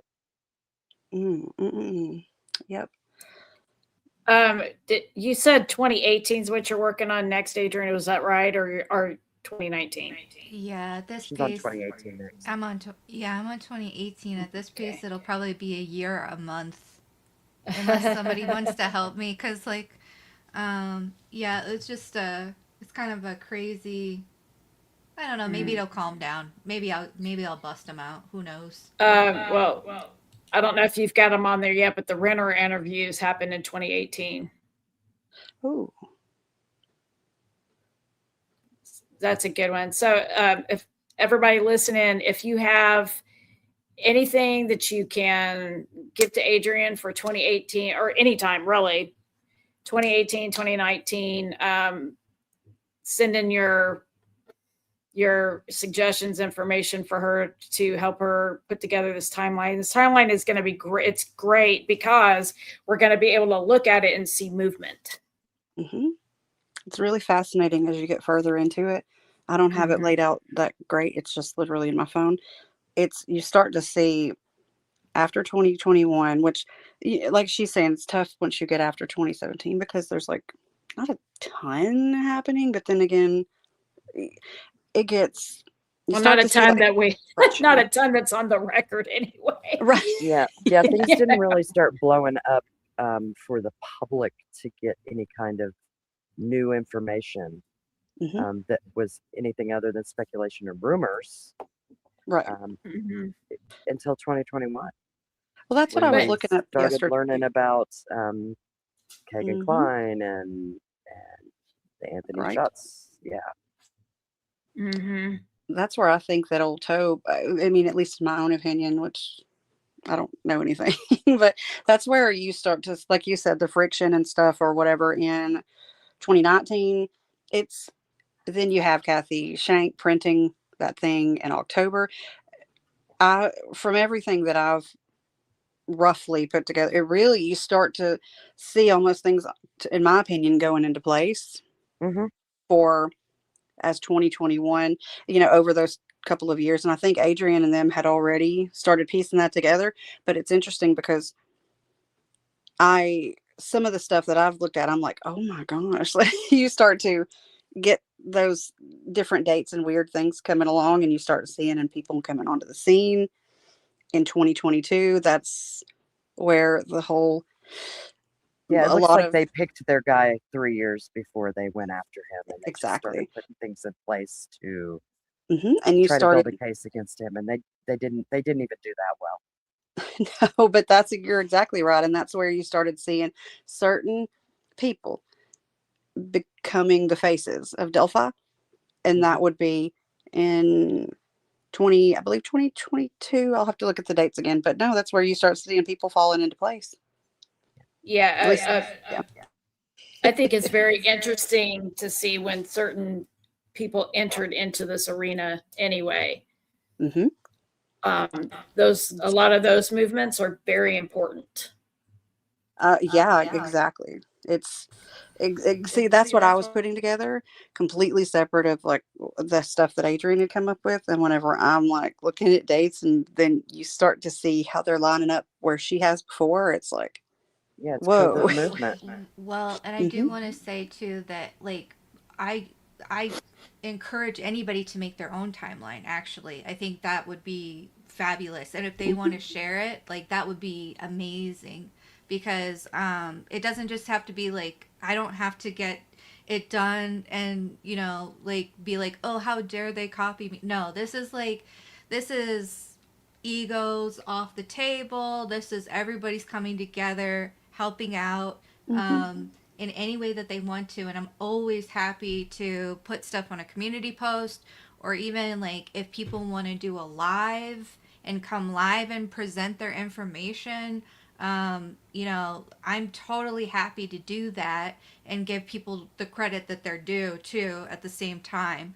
So, yeah, I'm always happy to do that for anybody at any point. It's just a matter of like, um, seeing necessarily like we're not going to get up like they're not going to get up there and be like aliens did this whole thing and like so I have to vet it just a little bit, but then also like but I think everybody in the community is very smart. And I also want to say too, I've been deep diving. This is the reason why it's kind of taking me a long time, because I've been deep diving the Eye of Apophis stuff and going into the digital evidence. hmm And there's a huge problem with like we can't even begin to, if we don't get that the Libby extraction, her phone extraction figured out, to figure out what's authentic, what really came from her phone, then we're kind of wasting time. That's right. Yeah. it's just like the timeline. Yep. You're just going in circles. The Derek Durbin calls are not even on there, or at least one. Right. Have you noticed that too, right? Yeah. But oh my god. Yeah, I think with the digital, my conclusion with it is you've got things not in a camera roll. You've got phone IDs that don't match. hmm They're not appropriate for the apps that are being used. They're not, you know what I'm saying? It's not the same ID as Libby's phone accessing her. I mean, we've got these issues, so that to me speaks volumes. And there were lots of texts and calls that were not in there that we've heard about. Hmm. And the Derek Durbin Right, one's a big one for me. Like, where's his call at? From what was right. Wilson Bridge? I didn't see it on there. Um, I, Well, and Becky did say she's not answering your phone. yeah, and you know who was like one of the last people to call out of the family? It was Becky Patty. It was Right. mostly Tara, Tara, Tara, Tara. And I was like, what? It was Tara calling. I never saw a call for Derek German. It was Tara over and over and over, and then Becky Patty. So there's something up with how that worked out to Well, me. my main question about all of those things is why was Kelsey the last member of the family to be called and notified when she was supposedly the last person to see the girls? Right. Well, technically, Anna kind of was, which is even worse. Yeah, but she said that her phone didn't ring till 4:12 before Becky Patty called her. Oh, I forgot about that. You're right. She wasn't at work yet. No. Yeah. So what wouldn't that be the first person you call before everybody goes out to the bridge? Wouldn't you call? I would.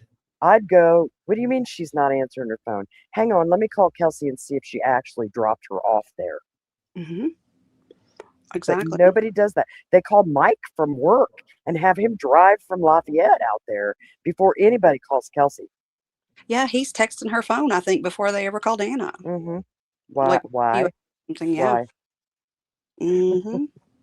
Because they didn't tell her till, like, was it after 5? Yeah. Yeah. We could do circles around this too, and I don't think we're going to get anywhere just like the timeline, but that's my opinion. Right. Because it just doesn't line up with the things that we've been told, or even that are testified to.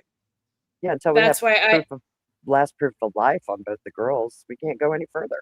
Mm-hmm. Yeah, that's why I think this timeline is it's great, because if everybody can pull their information, help Adrian out, it'd be great, because it's a lot. And it is. The other day I sent her some stuff. I was like, because I was watching True Crime Design, I see a lot of people talking about True Crime Design in here, and yes, those videos are gold too. Very, very good.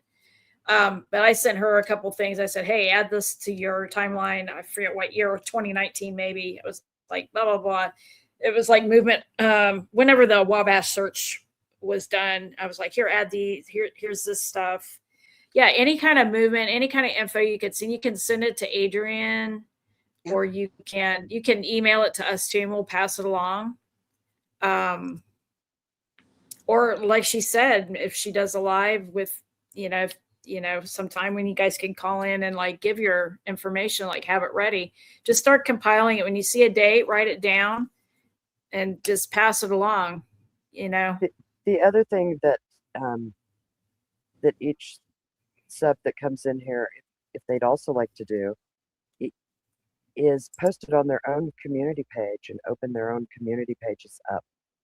They don't have to be a content creator. They don't have to do videos or lives, but they can open up that community post page and they can post their own findings there and open it up to anybody else that wants to. Mm-hmm. Or you can post it on our community page too. Yeah. So you guys can post it on ours too. So yeah, any way you can get the information, just help Adrian out, because it is a lot, as we all know. So yeah. Well, I will thank y'all very much I'll go in and pop off so y'all can do your thing. But Adrian, we'll have to work out something, because I would love to do a live. Yeah, definitely. I would love that. Yeah. Well, thank you, Christina. Oh no, it's our pleasure. Actually, email us if you want to, and maybe we can talk more about things, because I really enjoy talking to you. It's the first time I've actually heard your voice. It's great. Well, for letting me on. I didn't mean to stay on this long, but yeah, I appreciate you guys letting me on. And I will definitely get in contact with y'all. And thank y'all for a good time. Yeah. Oh, my pleasure. Anytime. Christina, can I give them your phone number? Yeah, I don't care if you give them. Yeah, that's okay. Cool. Yeah. Thank you. All right, I'll sign off and let y'all finish your thing. But yeah, bye, Adrian. Bye, New Day. Bye, Artist. Thank y'all. Bye, Christina. Thank you so much. Bye, Christina. Thank y'all. Bye-bye. All right, guys, we're gonna probably get out of here. Thanks for hanging out with us. It was so nice to talk to Christina, and always lovely to have Adrian too. I know Adrian's sitting there taking notes, because I could see her. So thank you guys for hanging out with us, and I hope this was a good chat for you, and love to do it again sometime, because it was awesome. Christina's awesome. So if you're not familiar with her channel, I think most of the people in here are. Go check her channel out. Christina, if you want to post your channel, go ahead. And yeah, I posted it in Adrian dropped it. Oh, great. And of course, check out Adrian's channel. She's got a lot of great stuff on there. I put in the True Crime Design Delphi Murders playlist too. There's like 200 some videos in it. So Yeah. You guys, I've been binge watching those this week, and yeah, there's some really great stuff in there. A lot of good stuff also on Trial Junkies and Trial Junkies site too, if you want to drop that link. And let me see. So we're gonna wrap this up, guys. I know it was a long one, but man, time just flew. Hopefully, it did for you too. Let's see. Good night, everybody. Let's see. Matt Payton, Digital, Trial Junkie, Carla Ann, Lisa, Nancy Drew. Critter Mama. One of my favorite names to say because I like to say it like that. Critter Mama. Smoky Mountain Robin.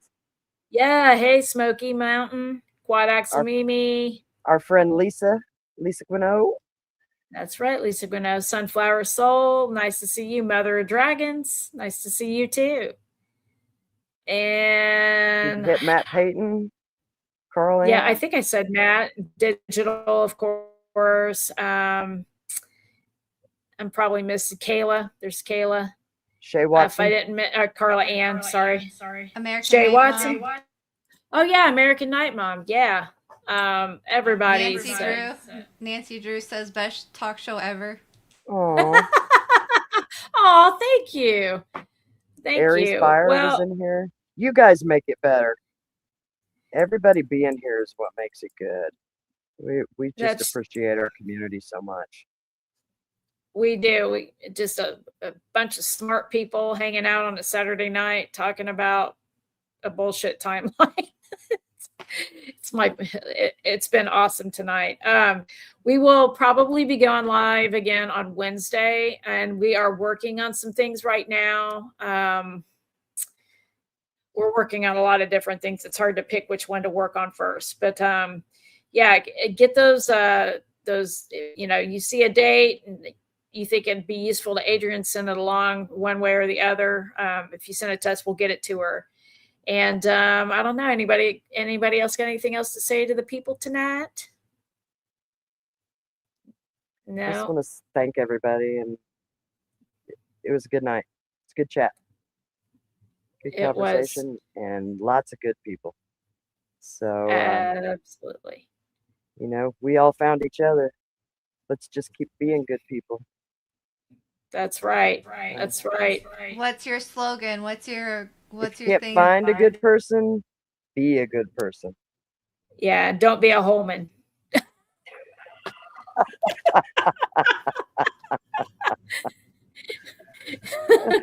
If you can't find a Holman, don't find a Holman. Damn, man, being a Holman. All right, good night, everybody. Thank you, Adrian, for everything. Yes. Love you guys. Have a great night. Love you. Thanks again. Have a good night, guys. Night. Good night.